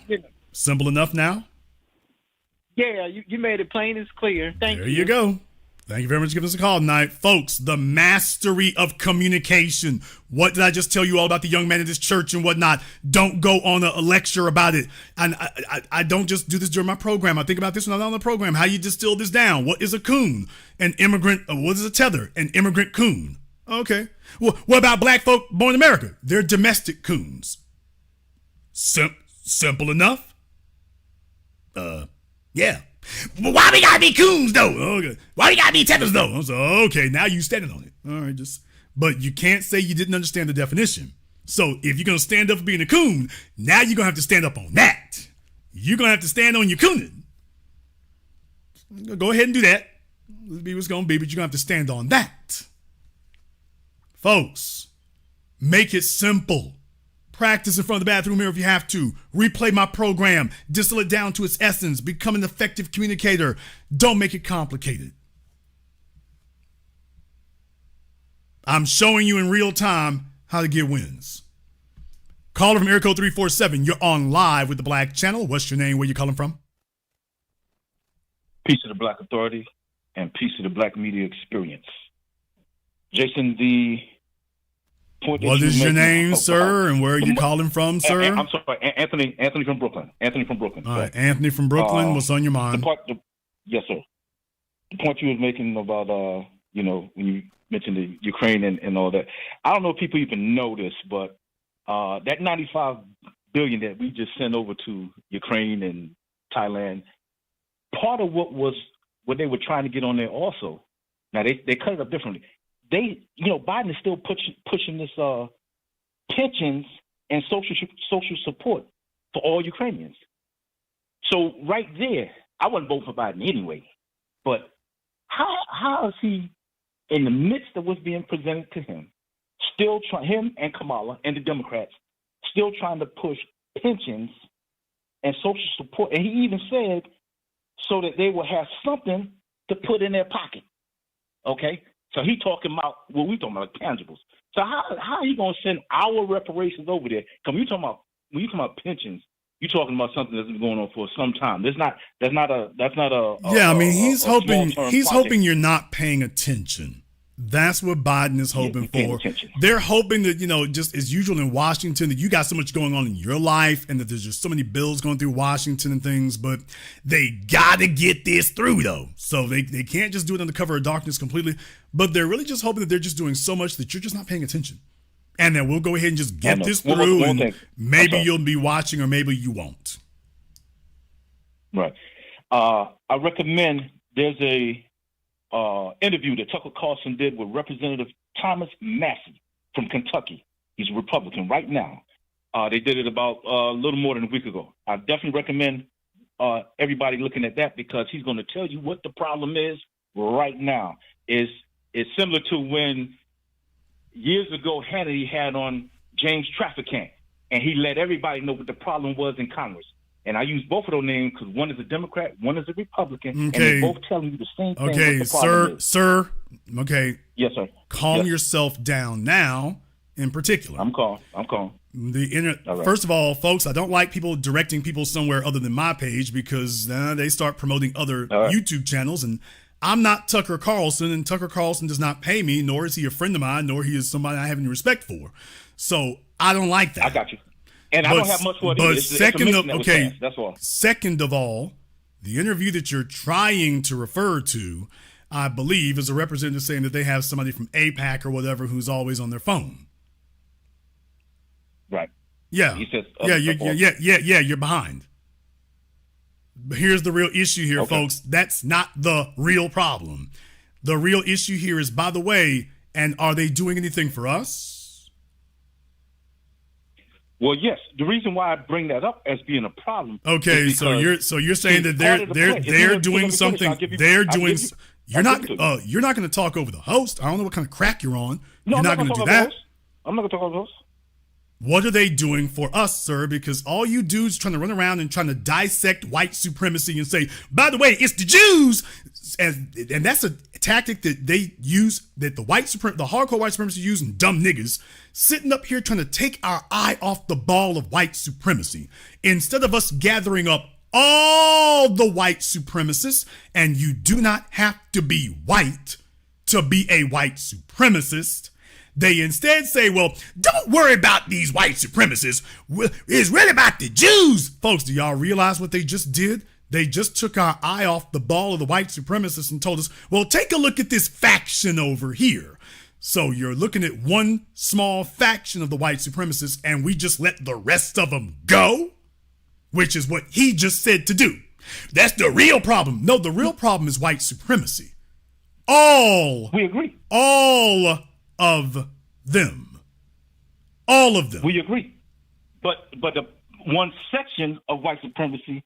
Y'all hear that? You got Zionist Jews. Did y'all hear that? Now, do you hear what he just sat there and did? Running things. You saw what he just said. The Zionists is running things. White people are running. Sir, you're not going to say. You're not going to say anything, sir. Sir, you're going to stop yourself, or I'm going to stop. You're going to stop yourself, or I'm going to stop you, because all this damn prison babble is a waste of time. They are white supremacists. There are no black Jews who are running anything. If you're not white, you're not running nothing. So you trying to sit up here and play this mental masturbation with yourself that we're going to separate white society up into little subgroups, and then we're going to focus on the little subgroups. Donald Trump's not Jewish. Governor Greg Abbott, apparently you don't. Is Governor Greg Abbott of Texas, sir? Is Governor Greg Abbott Jewish? Never said he was. Is Joe Biden Jewish? No, but he claims to be a Zionist, and that's the point. Because they're making this play for Ukraine right now, and they want to use black bodies to go there to secure Ukraine. What you need to do is, until you actually get intelligent on this subject, it's time for you to stop. You're just all this prison battle. Okay, this is not a disagreement. I just gave you math. I just named for you 3 leading politicians, and they're not Jewish, and you saying let's let them off the hook. Just take a look what I just did, sir. It doesn't matter about Zionists, sir. So are they supporting the black? Are they supporting the black Zionists? No, it's not a matter of points. Okay, sir. So are they supporting? Are they supporting the black? Are they supporting the black people who are Zionists? No, but what we're doing... End of discussion. You got to understand here, prison babble, short bus kids, low IQs, low attention spans. The problem is not... Imagine some idiot telling you that the problem is not Joe Biden. So I want you all to understand, anybody who tries to deflect you off into the Jewish discussion, they're trying to let the rest of the white supremacists off the hook. The other 98%, they're trying to run cover for them and say, let them off the hook. Shout out to Tariq Nasheed, by the way. That damn, I can't even call it a debate. That was not a debate with Myron and the rest of those escapees from Nickelodeon's Cartoon Hour. That wasn't even a debate. That was just an intellectual assault. That was all that was. That was just an intellectual beat down of mammoth proportions. And I heard Tariq say that, if they wanted him to come back and he wanted them to pay him, and they said 2 people, and he did the honor of naming me. The only thing I would say to that is I would be game for it, but I'm going to say this. Why? He don't need me. Based on what I saw, I would just be in the way. I'd be like that, the DOC's formula video. He's sitting up here spanking him. I'm like, what, the too big MC behind Hammer? Yeah. Spank him again? Yeah. Spank him again? Yeah. I would just be in the way. When you really think about it, I mean, I can be there, but based on what I saw, based on the few minutes I tuned in, I'm like, yeah, I would just be in the way. Caller Miracle 513, you're on live with the Black Channel. What's your name? Where you calling from? Yes, this is Tracy calling from Cincinnati. Can you hear me? All right, Tracy from Cincinnati. What's on your mind? I'm wondering. It's been a lot of talk these last couple of weeks with the microphone check and just immigrant this and immigrant that. But it seems like to us within the polls, I'm not voting at all. But it seems like they're still pandering for our votes. Like they act like this though. The immigrants in here are the new dynamic. They're the new people here. They're running everything. So why are they still pandering for black people's votes then? Because this is a psyop. This is psychological manipulation. Here's the way that the white politicians play the game now since Barack Obama left office. The way they play the game now is to tell you that as a black voter, your vote don't matter. And that whatever they come up with and whatever they focus on, you just need to roll with it. Your function is to keep whoever the other people are out of office. So they spend all their time trying to scare you about Trump and Republicans and Trump and DeSantis and Trump. And the goal is to give you nothing and that you shouldn't even ask for anything. And you just let us focus on what we're doing. And your job is to keep the worst option out of office. So there's the 2 prongs of it. Your vote doesn't matter. We got these illegals. We got these immigrants and they can't even vote, so you ain't got nothing. We got LGBT. Half of them vote for Trump anyway. We got these white women. Oh, you don't even want me to start on that one. So they sit up here and say all those bait and switches and all that con jobbing and to tell you that your vote doesn't matter. So psychologically, their way of dealing with us is abuse.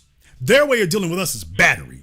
Their way of dealing with us is mugging. So they talk down to you, they beat you down, they send Roland Martin out here to sit up here and verbally abuse everybody. And then they tell you, but if you don't vote, the other guy over there gonna come get y'all. So you ain't no damn good. So you should just be glad we giving you somebody else to vote for because the other guy gonna really get you. So your vote's worthless, but we'll do you the favor of letting you vote for us so the other guy don't get you.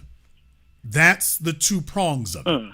So psychologically, you're thinking low yourself, well, my vote don't really matter, and they got all these other people. But I gotta do my part to keep Trump out of office because he gonna come after me. So Biden's not gonna do anything for me, but Trump is gonna come after me. He's not gonna come after those other folk Biden got. Nope, he just gonna come after me. So I got to do it. Do you see that psychological mind job they doing?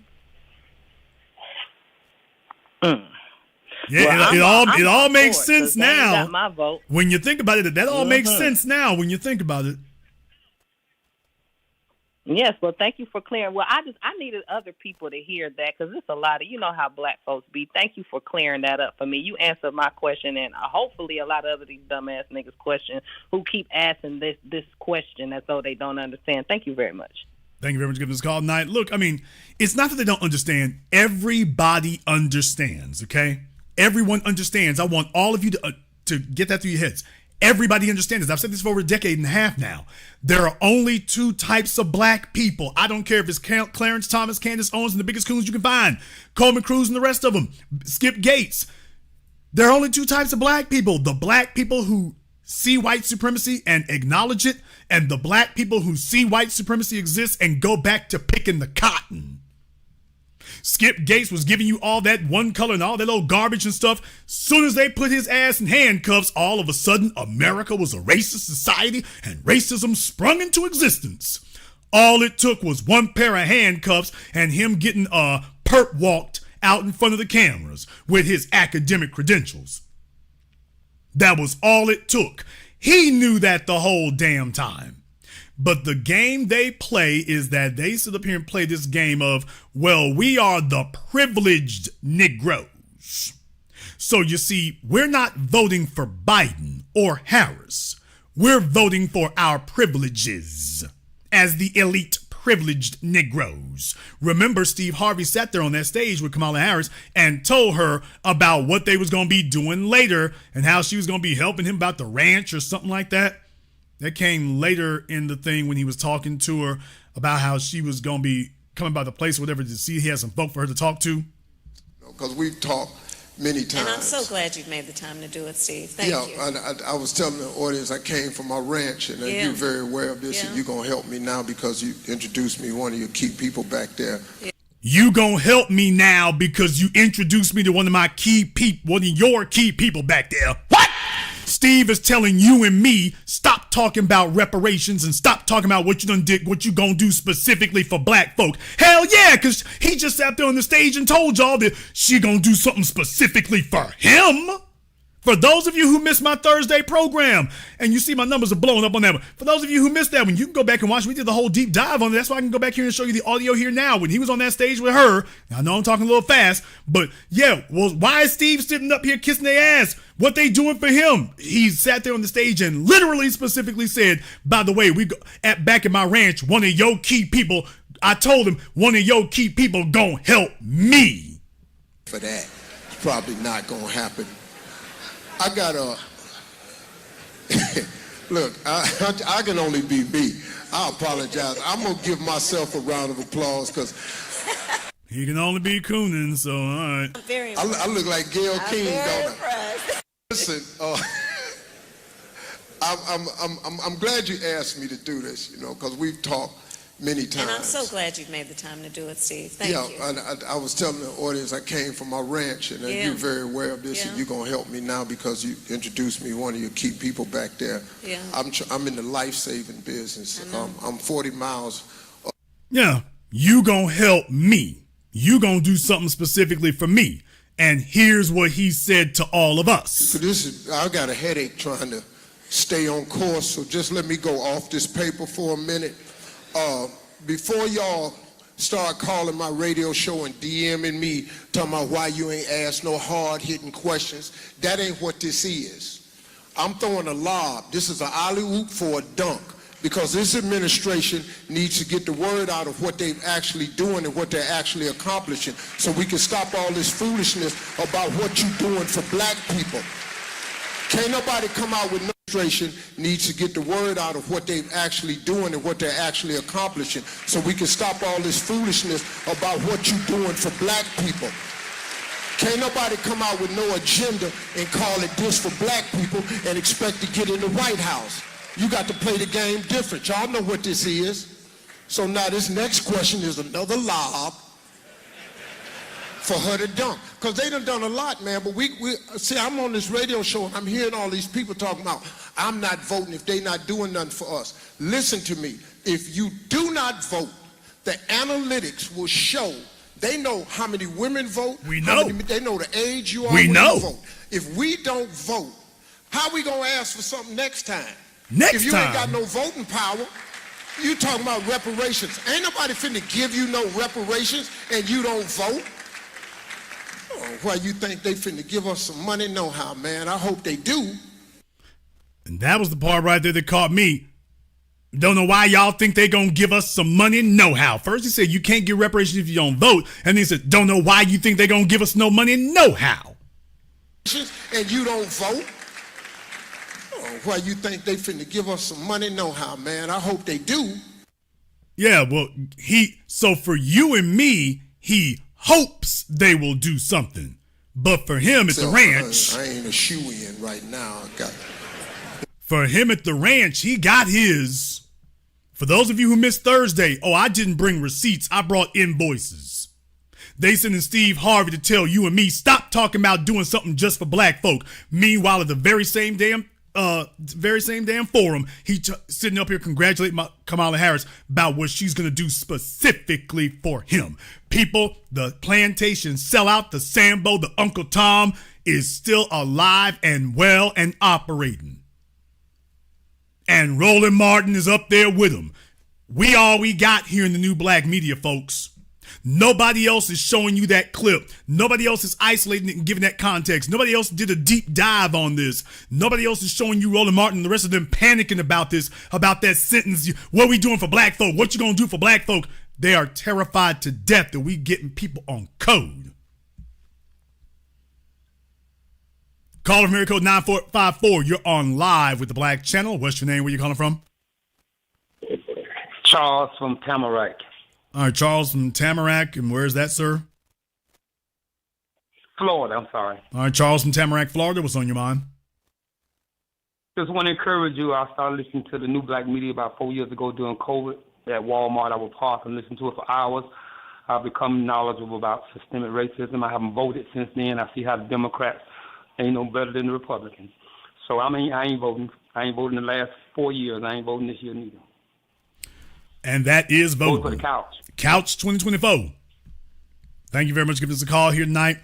Before I go any further, I want to thank everybody who has contributed to support tonight's program. My man, Mr. Rich Berg. Thank you very much for your support. I appreciate you as always, brother. Mr. Dixon, here in the chat room. Theodora, my man, Nicole Lees. Thank you, brother, for your support. All my new members here tonight, and to everyone who has contributed to support 8 a.m. Folks, I can talk about this, but I'm just one person talking. Let me go ahead and back this up to show you one more time. For those of you who missed the beginning of the program because you were doing something else, here's Camala Harris, the Steve Harvey, talking about this happened here right while he was talking about Steve Harvey. She was at another thing with Bakari Sellers talking about black folk and economics. For those of you who missed the beginning of the program, hang on to your hats. Startup capital. Home ownership is one of the best ways that we achieve intergenerational wealth. We also know that it is one of the many issues where we have seen incredible obstacles for black families. We don't even need to go as far back as nobody got the 20 acres and a mule. Back as nobody got the 20 acres and a mule. Back as nobody got the 20 acres and a mule. Folks, show me another media apparatus. Show me somebody else here of any size or any scale or any scope who's going all the way in, bringing you the invoices, showing you the most cringe moments. And while I'm showing you the proof that these people who claim to speak for us, when I tell you that she's got no connection to us, 20 acres and a mule. This woman's a lawyer now. Remember, she's a lawyer. Remember, ski-wee. And I'm not saying that you need to know all the ins and outs of Special Field Order 15. I'm not saying that. But she been hanging out with Doug for so damn long that she thinks it's 20 acres and a mule? That's our representative? Steve Harvey trying to tell you that's representing us? So you see what she said with Steve Harvey. You see what she said here at this other place with Bakari Sellers. I'm bringing you that information for a reason. So if you want to do something here that makes a difference, if you want to know how we got to this point here where we're shutting this kind of stuff down and got them on the message, talking about our issues here, click that link for 8 a.m. I want to see all of your names on that. we're making a difference. Caller from area code 412, you're on live with the Black Channel. What's your name? Where you calling from? Hello, Jason. How are you? My name is Renee. I'm calling from North Carolina, Charlotte. How are you? Renee from Charlotte, what's on your mind? Oh, Jason, I've been enjoying all 7 days of everything you've been doing, 3 or 4 hours. I've just been stuck. But, Jason, I want to tell you tonight you were right on the money. It's so funny because I talked to my peoples last week who work in them circles, and he said they are scrambling. He told me this himself. He said they scrambling. He said they are scrambling now. What I found out is they thought December, when they said they're going to run, that the black vote was going to get to be with them by, I think, February and May, but they're losing more. Now it's getting closer to November, and they're still losing, and they're scrambling. He said they throwing all kinds of bells and whistles out right now. You got Steve Harvey, you got Roland Martin, you got these other folks, and they are checking on y'all. They're looking at all the black media. They're looking at all of us. I mean, basically looking at everything y'all doing. He said they are looking. He said they're looking at the talking points y'all using. They try to take from there, trying to get the voters to come back to their side. He said they're looking. And I was laughing because I was like, oh, my God. And what you were talking about, we were talking about last week, you just brought it up. They are running scared. They are. They're absolutely Lord. You hit that right on the money. So I'm going to tell you, baby, watch it now. I don't know what they're going to do, but I just know that, it seemed like they're fighting harder against us because we're pushing it harder and we're not going to be voting for them because I damn sure ain't voting for them. They can't lie anymore. The real thing is they can't lie anymore. They tried to pretend before that we didn't exist. And I told you all a decade and a half ago that I was glad, I was happy. Because here's the issue. Pretending that we don't exist allows us to put these bolos on you the whole damn time. And you can sit there and live in denial. And the problem is what you're going to do is wait until we're powerful enough to get some real things done. You can't ignore somebody out of existence if they're right. Now, you can ignore them out of existence if they're wrong, but you can't ignore them out of existence if they're right. So this strategy of isolating us and quarantining us didn't help. Now you think you're going to jump in at the last minute and inoculate us? That's not going to help either. You waited too long. Thank you very much for giving us a call here tonight. Carol in the chat room there. Carol needs to give me a call. She's asked a question there, and I think that question needs to be addressed. So, Carol, front and center, let's get you on the phone. Let me get caller from area code 301. You're on live with the Black Channel. What's your name? Where you calling from? Hi, this is Nicole. I'm calling from Landover, Maryland. All right, Nicole from Landover. What's on your mind? Yeah, I just wanted to say, again, like the last caller, really appreciating all this work you putting in. And I put my money where I'm out about this, so I'll just leave that right there. But I wanted to make 2 points. The first one is that, like, people, I don't know, you have people calling in tonight just really all week. Like, they're not taking it serious. Like, watch the shows. Like, what I started doing a couple of days ago is just putting down talking points in a Excel spreadsheet that I'm going to give to people who need it. I mean, my family and my immediate family and my extended family, they already know what type of time I'm on, so they know, but I'm going to give it to anyone, that need to be able to speak to this, articulate, just quickly. It doesn't have to be anything complex like the last caller talking about the Jews. And like you said, Tariq he whooped Myron or whatever those guys' names, like he was tearing them up because they were trying to make that point. Oh, Jewish, no, we don't got time to be breaking y'all up because y'all all work together doing the same thing. So why waste our time, trying to break you guys up into these different groups? No, it's just, those are individuals who are falling for the bait because they wish to, and they're doing that because they kind of weave and bob in the circles and stuff like that. Or worse, they've turned it into an intellectual masturbation is what they have. And that's what you do when you're in prison, when you're in jail. You don't just look at white supremacy anymore. Now you got nothing but time to think. Now you start overthinking things. Now you start dissecting things that don't need to be dissected. We're not here to split up white society. If you do that, here's the real point that you need to know for everybody out there. If you think that focusing on, quote, the Jewish segment is the right strategy, then answer me just this one question. Why is it that Richard Spencer and all these hardcore white supremacists agree with you? If doing that is attacking and undermining white supremacy, explain to me why David Duke and all the rest of the white supremacist leadership, explain to me why they're patting you on the back and agreeing with you and giving you an attaboy. Right.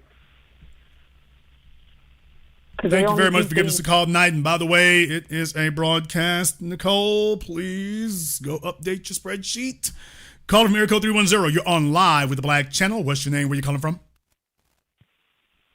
My name is Dana. I called a couple days ago, but I got the axe. I'm from Southern California. Originally from Denver. I live in Southern California right now. Okay, where in Southern California do you live?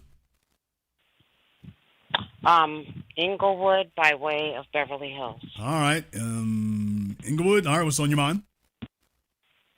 All right. Just a couple things I got right here. I've been taking some notes.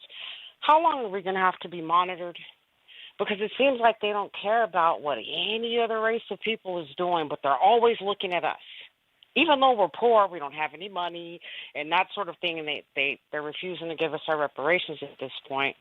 How long do we have to be monitored?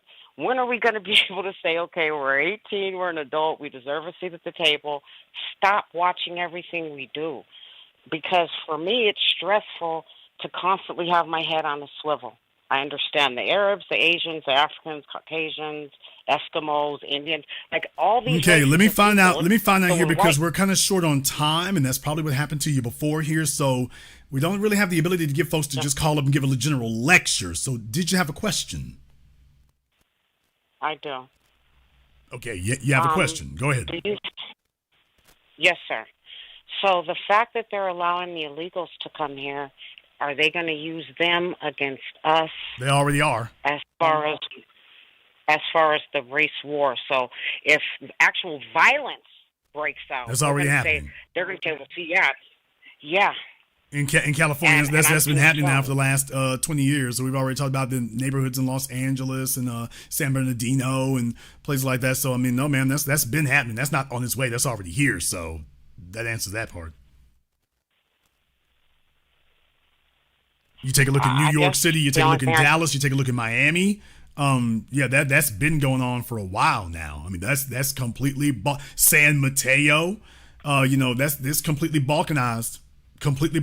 So it's already starting. They're already in areas militaristically clearing out neighborhoods and terrorizing black folks. So that train left the station here about 10, 15 years ago. So the point of it is then, if it's never going to end, we're constantly going to have to be on defense. I'm just tired. I'm 48 years old. I'll be 49 in a couple months. I'm tired. I'm tired of living with my head on a swivel. I'm attractive as a woman, I feel. And when I walk in the room, I already get attention. But I see the I'm a soft target. Okay, well, the bottom line is that certainly, you need to be with your people in that regard. If you're a female by yourself, you are very, very vulnerable. If you are counting on the civility of the society to protect your physical well-being, good luck with that one. It ain't never going to happen. And as far as the society at large and, you're tired and this, that, and the other, I certainly understand that. But there's also an old saying among us, I ain't by no means tired. I ain't by no ways tired. So the bottom line is we're either going to get busy living or get busy dying. But the opposition is not going anywhere. They haven't in the last 1,000 years, and they're not going anywhere tomorrow either. That's not happening. So with all that being the case, like I say, man, you need to link up with your people in that regard because we all we got. Thank you very much for giving us a call tonight. We appreciate that. Let me get caller from Aircode 347. You're on live with the Black Channel. What's your name? Where you calling from? My name is Doug. I'm calling from Harlem, and I'm not Kamala's Doug. All right, Doug from Harlem. What's on your mind? Okay, I think you're doing a great job, man, with the broadcast. I'm glad you put the guy from Brooklyn in his place because the system is set up by whites for whites, period. And there's an old saying, when it's obvious, why look beyond the obvious? They're not trying to give us any of the money. We have to make the case to take the money from them and force them to do it and use whatever leverage we have. And voting or not voting is part of that. Here in New York City, Eric Adams is lording over $106 billion budget. Spent $20 billion this year giving money to whites, and he gave the black contracts $121 million. People should be looking at their government, their local government spend. There's a lot of money there, and the federal government hasn't done anything for us or Joe Biden. I'm glad you hitting them with the money thing. And one last thing, just remember this. They thought we were a donut, and they tried to glaze us. Keep it up, man. Later. Thank you very much for giving us a call tonight. Let me get caller from, that was the way you do things there, by the way, folks. That's the way you do things. Go ahead, make it short, sweet, and concise. Let me get caller from area code 972. You're on live with the Black Channel. What's your name? Where you calling from? This is Diana from Dallas. All right, Diana from Dallas. And what's on your mind? A couple of years on the last election, I worked for a storage facility. So one of the customers that came through, he said that he started talking about the ballots. So he actually had some ballots that were left over from the election. So when he was talking so fast, and I had to, because I work as a sales agent, so I had to hurry up and get him a storage unit, and then ask him, like, how much do you have and everything. So he told me all the boxes he had in the back of his truck. And so when he started talking, I said, "Sir, are you telling me that you holding all these ballots? These ballots didn't get counted?" He said, "Yes." He said, he was in here. He's trying to find somewhere to put them. So on election day, when that time stops at 7 o'clock, do the votes that are left over? So that means that all our votes don't get counted. Well, no, not supposed to. I mean, if they're written ballots or whatever, no, that's not the way that's supposed to be. If they're written ballots, no, they're not. That's not supposed to happen with written ballots. They're supposed to count all of those. It may take them extra time. They're supposed to count all of those. Look, on election night, when you're watching the news and whatever, really, when they talk about precincts reporting and things like that, they really are doing, the news stations are doing projections in that regard. So for written ballots, they're supposed to have basically have most of them, if not all of them, counted. Although sometimes it might get delayed. But no. They're supposed to count every ballot that comes in. They are supposed to count them. That's what's supposed to happen. Is that what actually occurs? Well, YouTube will ban you if you say not really. So, not really. Thank you very much for giving us a call tonight. Let me get called from area code 813. You're on live with the Black Channel. What's your name? Where you calling from? Jeremy Gardner from Tampa, Florida. How we doing, Jason? All right, Jeremy from Tampa, Florida. What's on your mind? By the way, little news coming out of there, too. A little news coming out of Tampa right now, as a matter of fact. Oh, maybe I'll talk about that later. What news? Maybe I'll talk about that later. Okay, facts. What's on your mind? Facts. Okay. Oh, quick question. What do you think is a plan of action we should do for celebrities who are being divisive towards the movement? Should we just completely cut them off, not pay them any attention or anything? Same thing we've been doing. Same thing we've been already doing here, like with LeBron James. Our job is to call it out. Please remember something. Celebrities are especially sensitive to their public image. Y'all got to understand that. Okay. As broadcast television has become irrelevant except in one area. Professor Scott Galloway talked about this before. Broadcast television has basically become irrelevant except for sports. So people will tune in to broadcast television for sports, but they get their news, their information, their general entertainment. The lion's share of that now comes from the internet. Now, the public discourse about people doesn't just happen on the internet. It happens on social media, of which YouTube is. And I said this way before the other folks, all the internet people started talking about it after I did. Interesting. But YouTube is social media. So, because it allows people to communicate with each other directly, discuss these things and communicate with each other directly. They are very sensitive to that. Their job is to acknowledge it when it benefits them and to pretend it ain't happening when it doesn't. But remember, when Tamir Rice got murdered, LeBron James tried to ignore it. And we called that out. Yeah, he did. And when we started that conversation, a whole bunch of other folks picked up on it, and away it went. Remember that. Do you think, would you compare LeBron James to Steve Harvey in the same boat? I mean, look, I want y'all to understand something. I've got celebrities I know. Y'all know this. I said this here a couple of days ago. Celebrities are self-serving, man. Y'all don't understand the way it goes. Celebrities, and I'm going to throw athletes in that, they're like politicians, man. Their biggest goal is getting reelected. LeBron James' biggest goal is this. See, folks who actually work in the working class world for a living, you don't think the way LeBron does. You're thinking about your last paycheck. That's not the way LeBron thinks. He's thinking about the next one. He's thinking about the next deal. Russell Wilson is walking on pins right now because there's not really anybody offering him another deal. So these people understand that their shelf life to be effective is very short.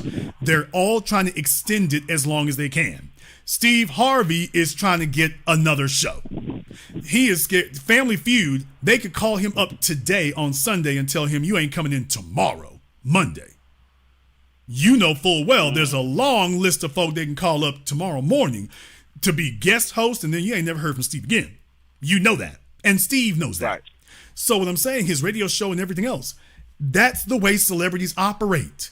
They are contract employees whose contract can be canceled on the turn of a dime anywhere. Take a look at Matt Lauer, all them folk that used Me Too to run them off and stuff. Yeah, because they were too damn expensive. Right. Megyn Kelly got run off of NBC because they paid a bunch of money to get her from Fox, and then she didn't bring any ratings. Next thing you know, oh, you're racist.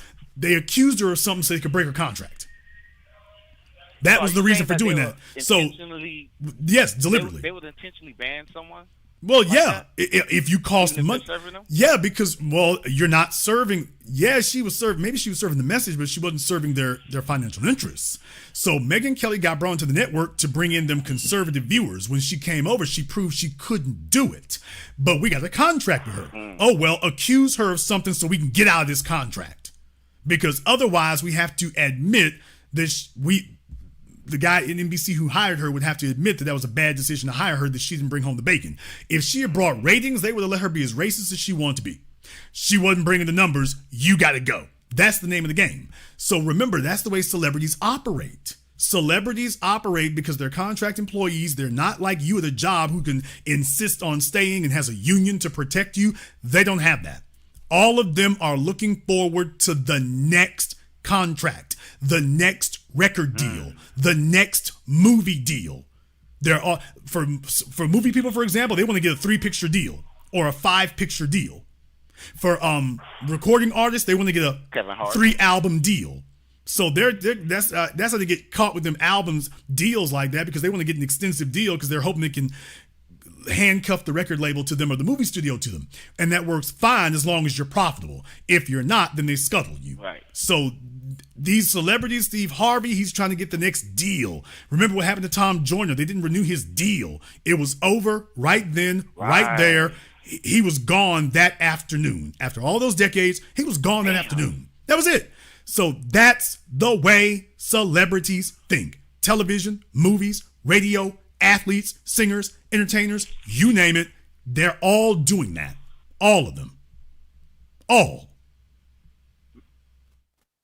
Jason, I appreciate you. One more question, if I can. Which is more important, the wealth or upholding the supremacy? Well, you can't uphold white supremacy without wealth. You can't be poor and be empowered. So what the Godfather movie say? Wealth to create power, power to protect wealth. So you can want to be racist all you want to. If you're powerless, it ain't gonna happen. But if you're poor, it's a level playing field. So if all of them are poor and all of us are poor, yeah, it ain't great for all of us to be poor, but it's a level playing field. Now, if some of them are poor, but some of them ain't, and all of us are poor, well, that's going to be a hell of an uneven fight. Because they're coming at you as a group. Remember that. So it's not just not just socially grouped, but they're also group economics. They're not coming after you as individuals. So the two go hand in hand. You need the wealth if you're going to exert power. Otherwise, you're just another powerless. You're a person who has other abilities, but you're easy to shut down. If you go out there and try to fist fight us, that's easy to shut down You try to start shooting, that's easy to shut down. But if you're broke, how are you going to start shooting? But even if you did, that's easy to shut down. If you got wealth and we don't, that's what gives fuel to the white supremacy. Otherwise, white supremacy is just another stupid notion. Like flat Earth. Jason, I appreciate you. Thank you very much for giving this call. Without wealth, white supremacy would be harmless without wealth. If they didn't, white supremacy is the ideology that allowed all of them to work together and cooperate. They cooperated to create an economy. They're now using the economy to protect the group and their white privileges. Without the wealth, white supremacy would be just another stupid notion along with flat earth and walking on air and aliens. It would be just another stupid, ignorant, idiotic notion that people would dismiss. But you see, when you have wealth, you have power. That's what makes white supremacy dangerous, because you can't dismiss something that's stupid when it's also in power. Caller America 707, you're on live with the Black Channel. What's your name? Where you calling from? Hi, Jason. This is Marie from Vallejo, California. Okay, Marie from where, California? Vallejo. Okay, are you saying Bland, California? Vallejo. Okay, Vallejo, California. All right. And what's on your mind? I just want to say thank you for all the research and guidance you provide. My husband and I found the New Black Media a few years ago, and we listen really close and we take notes and everything so that at any given moment we can combat, the ignorant talking points that are floated by society, by dominant society. And so, like, for example, I was just breaking it down piece by piece for my cousin today, and every little piece she brought up about, like, oh, what about immigrants, or what about this, or what about that? I was right there, boom, boom, boom, able to say, why that doesn't make sense and how it all goes back to why they need to cut the check expeditiously. I do want to say, though, that, like, for me, the elders are chalked, and for the most part, I've pretty much given up talking to them because it's just like talking to a brick wall. And it's kind of daunting realizing that a whole generation that holds a lot of our wealth as a community and a lot of, like, influence is acting like enemies to us. But it is encouraging hearing, every weekend, everybody that calls in from all over, knowing that we got people of different ages and backgrounds and places that are on code, So lastly, if I may ask, how long do you think it could take to outpace the elders and their stubborn devotion to the Democrats? Ma'am, this is a generational issue. And the bottom line is when people ask me about timelines for us achieving our objectives, my answer is going to be the same: as long as it takes. But the short answer for you is, technically speaking, you're running into these issues where older generations are dealing with obsolete mentalities and obsolete ideologies. And you got to wait for them to die out. I mean, we don't really have another option. It ain't legal. You got to wait for them to die out. You have to wait for them to leave. And generally speaking, right now, the civil rights generation is basically in their last decade, 2 decades of any type of influence. After this, they're all going to be gone because they're all in their 70s and 80s now. So at best they got 2 more decades. At worst, we're within the last 10 years of any influence they're going to have. Think about this for a few moments. Those of us who are children from born in the 70s, we were not alive when Malcolm X was out there. We were not alive when Joe Biden was passing these laws and doing those things, making those speeches. We weren't there. The generation that was, they're about to go extinct. And there won't be anybody in living memory who saw it and is holding on to this if we can just get white folks to let us in their stores.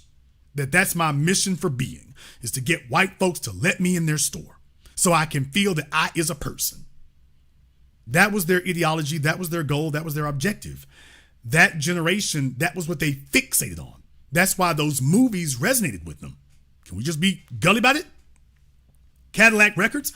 When they talk about those kind of things, they go find some black males with some talent, but no money, offer them a white woman in a Cadillac. Take a look at the movie Shaft and, The Mac and, what is the damn movie? Don't Touch One Hair on My Pretty Head. They'll tell me here in just a moment here, but everybody knows the light-skinned dude. The name is a historic film. Everybody knows the damn name. But, that why did they fixate on that so much? Why did that resonate with them so much? Superfly. Thank you. I'm about to say, I don't know how in the hell Superfly was missing, but take a look at the movie Superfly. You see the same damn thing over and over again from that generation. Drugs and white women. Cars and white women. You see it over and over again. Those movies were not popular because that didn't speak to them. Those movies were popular because it did. That was the zeitgeist of their time. That was what they really wanted. Dirty little secret, ugly as hell, but it's the reality. That's what they really wanted. That's what they were really motivated by. And so our generation is different. That's not our prime motivation anymore. We're focused on other things. But that troublesome generation is still out there, and they're old as hell. And to make things worse, when folks get old, they can't really get around. They can't knock out any more bastard kids anymore because they were very good with that. Trying to do cocaine would probably kill them. The only thing they can do is sit at home, watch The Price is Right, and fixate on voting because they can plan that out a year or two in advance. So physically, it's really easy to do. It makes them feel like they have power. Anybody who's worked with old people at nursing homes and hospitals know, by the way, there's two things they're going to yell at you about: seeing their kids and going to the bathroom. Well, Jason, are you making a joke about that going to the bathroom thing? No, because that's the only thing they feel they still have power over. Well, at least I have power over my bowels, so I'm going to be in charge of that. I mean, that's literally what it is. So what I'm saying is, when you realize that they're old and sitting at home, and that's the only place they still have relevance is going to the polls, is the only place where somebody's coming to look for them and solicit their opinion. Is the only thing that makes them feel they have power. So you're not going to get them to stop focusing on voting. Now add to it that they don't want to face up to the problems they caused for you. So now they're going to, what happened with the civil rights generation is they're now using their vote to try to silence you. So they don't have to hear anymore about what they didn't do.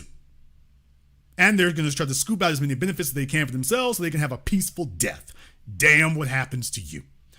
So I've just given you all the comprehensive answer, but the short answer to your question is, at best 20 more years, at worst for them, we're in the last decade of that. There won't be enough of them left anymore. What you'll be stuck with then are their ass-kissing children. Their ass-kissing, boot-licking, sycophantic children and followers still talking about, respect the elders. Dude, you're the elder now. And they'll still be following that backward-ass thinking because that's the only thing they know. So they become replicas of the people who are oppressing them.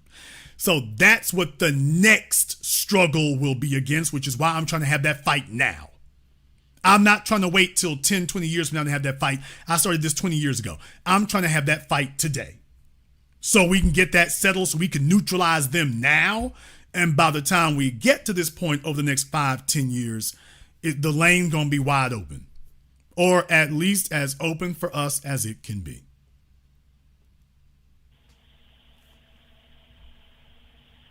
Well, thank you very much. We're here. We're ready to keep moving and keep pressing, and we'll go back to listening. Thank you. Thank you very much for giving us a call tonight. We appreciate that. Like I say, folks, those are the numbers. Anybody who does insurance, an actuarial table or whatever, those are the numbers. That's the way it's going down. That's the way it's breaking. By the way, I'm taking a look at our crowdfunding for 8 a.m. up here. I want to thank all of you for contributing here. Who's going to put us over 70 tonight? We got 16 days left, but who's going to put us over 70 tonight? We're almost there. I want to know who's got our back. Who's going to put us over 70 tonight? Let me get caller from area code 718. You're on live with the Black Channel. What's your name? Where you calling from? Hey, good evening, Big Brother Jason. This is Brother Elijah calling out of Brooklyn, New York. All right, Brother Elijah out of Brooklyn. What's on your mind? Brother, excellent broadcast tonight as usual. I got two quick questions, and then I'm gonna leave the phone open for the rest of the brothers and sisters to call in. My first question is, brother, what's the last time Roly Poly Martin had any sort of relevance was 2017 when he had his morning or he had his news show on TV, one with Kathy Hughes and everything like that. And I'm still just trying to figure this out. Why do they keep sending us this gallon of milk head, bad built bionic body nigga to us? That he's trying to dictate us to tell us who to vote for, and yet this man can't even vote to stay out of his refrigerator. I'm trying to figure that out. That's the first question, brother. All right, brother Elijah is coming throwing elbows tonight, so rolling out on his bad side. Look, the bottom line is this is all they got. They can't come to us. We can't be co-opted. They can't buy us off. We're not looking to sell out. So they need a voice. This is all they got. They're incompetent. They're ineffective. They're the damn Keystone Cops. And it's the only one you have.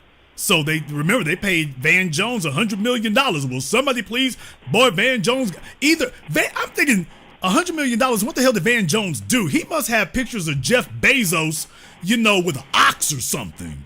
He must have pictures of Jeff Bezos, molesting barnyard animals, because he got $100 million to do what? And we can't see a single damn thing it was. So that must have been some over-the-table blackmail money. Somebody tell me what the hell Van Jones did with that $100 million, because all we do, he got the check, and we ain't heard nothing else since. So I think that's starting to look like a payoff. So I don't know. Maybe it was Van and Jeff. I don't know. It's like, yes, sir. Maybe Van was putting that ball head to work. I don't know. But I'm just saying somebody needs to do an accounting on those numbers. But besides that, brother, look, that's all they got. That's all they got. That's it. Mark Lamont Hill crashed and burned. Michael Eric Dyson can't get any traction. Roland is out here screaming in the wilderness so that he's able to keep his head above water. He's just not able to become influential and make real waves. But he's friendly to them, and he's let them know, hey, if y'all pay me off, I'll go to work, which is what politicians like to hear, even if you're incompetent. What they don't like to hear is your money's no good here. Now, that's what they don't like to hear. So Roland is all they got, dude. That's the only cart moving for them. Like it or not. Yes, sir. And then I got another question. This Bakari guy, and I've been looking him up. A lot of us call him Bakari Sellout. I call him Bakari Simp Out because he married the ex-wife of Vince Carter, all right, and everything like that. And I'm trying to figure out, this man was a state representative. He wasn't even a U.S. representative, but a state representative in South Carolina, and I'm trying to figure out what kind of power we've had in South Carolina in years, and I'm trying to figure this one out. What is it so important he has to say, and he has a history of, he couldn't even win the lieutenant governor position 10 years ago. This man don't have no traction amongst black people or doing anything. Why are they sending this man out? He's available. He's available. Bottom line, he's reliable, he's available. He's not looking to overturn the system. He's just trying to increase his pitiful position in it. Remember, Bakari came after me. Remember? Yes, sir. I remember. It's on my Twitter. Bakari came after me. So, he came after me straight up direct. And I was telling y'all then, they know who the hell we are. So, look, brother, these are the old reliables. The Simone Sanders, the Al Sharptons, the Bakari Sellers. These folks are in rotation. They're not getting more effective. They're just getting older. Yeah, but they're reliable. What that really shows you is that they haven't been able to, I told you about this a decade ago, they have not been able to cultivate that new crop of so-called leaders they were so desperate to have. DeRay McKesson and the rest of them, it never launched. Never happened. And this is what they're stuck with now. Trying to get these retreads to work like an old clunker car that can't start up. And it's not going to go anywhere. So they can hold these phony-ass forums all they want to. The problem is what you just said. They're gathering people who have no influence. So you might as well have held this at McDonald's with the chick who works the drive-thru window. I'll let you have the last word. Exactly. Hey, no, brother. I need to leave the phone lines open. All right. B1, excellent broadcast as usual. Hopefully, I'll hear from you tomorrow. B1, big brother. Thank you. Well, I didn't hear the thing chirping this time. I heard a big old fan behind him, so I don't know if did he bring in a work fan so he can get up there and change that battery? Let me take one more call here. Caller from area code 617. You're on live with the Black Channel. What's your name? Where you calling from? Caller from area code 617. Last try. You're on live. This is Mike here in Beckett. Okay, Mike. Oh, you're in Beckett, Massachusetts. Okay, Mike, what's on your mind? Ta-Nehisi Coates. Ta-Nehisi Coates. But anyway, go ahead and try it again, Mike. Sorry about that. Mike is somewhat white. Sorry. As Mike told us, he's somewhat white. So just no harm, no foul. He's doing the best he can. Ta-Nehisi Coates, Ta-Nehisi, but go ahead. I just see him doing the rounds a lot, talking about Palestine and associating it with the struggle of the FBA community, and I don't like. And then the Juneteenth, I saw the LGBT kind of overshadow, and I'm wondering why can't it just be a message? It's like we finally are hearing it in the mainstream about reparations. It's beyond overdue. How do we get it? Well, I mean, it is. I mean, look, the bottom line is they're not going to just roll over here and stuff. So we made a lot of waves, made a lot of progress. We ain't stunting on Pride Month or anything like that. We're focused on what we're doing. But no, I mean, they're going to try to cloudy the waters as much as they possibly can. That's to be expected. And we're going to keep on pushing. And when it gets done, it's going to work out exactly the way it always does. So, no, of course they're going to put up resistance. That's to be expected. They're the bad guys. That's what they do. Thank you very much for giving us a call here tonight. Folks, we've kept it accurate. We've kept it accurate, and you don't have to believe me. Believe the people who don't like us. They're the ones screaming and yelling and telling you everywhere they're going, they're hearing, what are you doing for black people? Now, that didn't come from Roland Martin. That didn't come from BET. That didn't come from MSNBC. That didn't come from the old black media. That came from us right here alone. We're succeeding. We have not won, but the momentum is behind us now. Even the folks who don't like us are conceding. The momentum is behind us. I want to thank everyone who has contributed to support tonight's program. On PayPal, Super Chat, Venmo, my man, Mr. Collington, thank you very much for your support here. Michelle for gifting out memberships, thank you very much as well. To Kofi, all our new members here, and everyone else who's contributed to tonight's program. If you are new here to the Black Channel, welcome to the haven of intelligent black thought. We do this every weekend, although lately I've just been running 24/7. We'll see how it goes. Click that red subscribe button. Click that yellow notification bell. Join us each and every time that we are here. If you have not been to blackchannelfilms.com, go and check out our previous documentary work, 7 a.m., Gentrified, Race War. And if you want to be a part of our next documentary film, 8 a.m., the link to the crowdfunding is in the description. People, I want you to be a part of that. We have been effective. If you have ever questioned if we are making a difference, let this week of broadcasting with all the ton of receipts I'm bringing you, if that doesn't convince you, what else will? We all we got, and we got this. If we stick together, everything changes. I want to thank all of you, though, because I am simply the messenger. I would just be one guy talking. That's irrelevant. I don't matter. Going at me doesn't matter. I'm irrelevant. All of you are the reason I'm here. I am here simply to be the voice online, the voice broadcast, the voice in these other areas. That's all I'm here. I'm just here to be the messenger. All of you are the message I came to bring. And they're going to hear us now. Thank you all for tuning in live or recorded. Thank you for liking, subscribing, and sharing. And this concludes tonight's broadcast of the Black Channel. I am your host, your brother, your humble servant, the Black Authority. And until next time, all of my brothers and all of my sisters from all around the world, remember, eat this, drink this, sleep this, think this, breathe this, feel this, live this, love this, till the end of time. It is everything we are. Black first.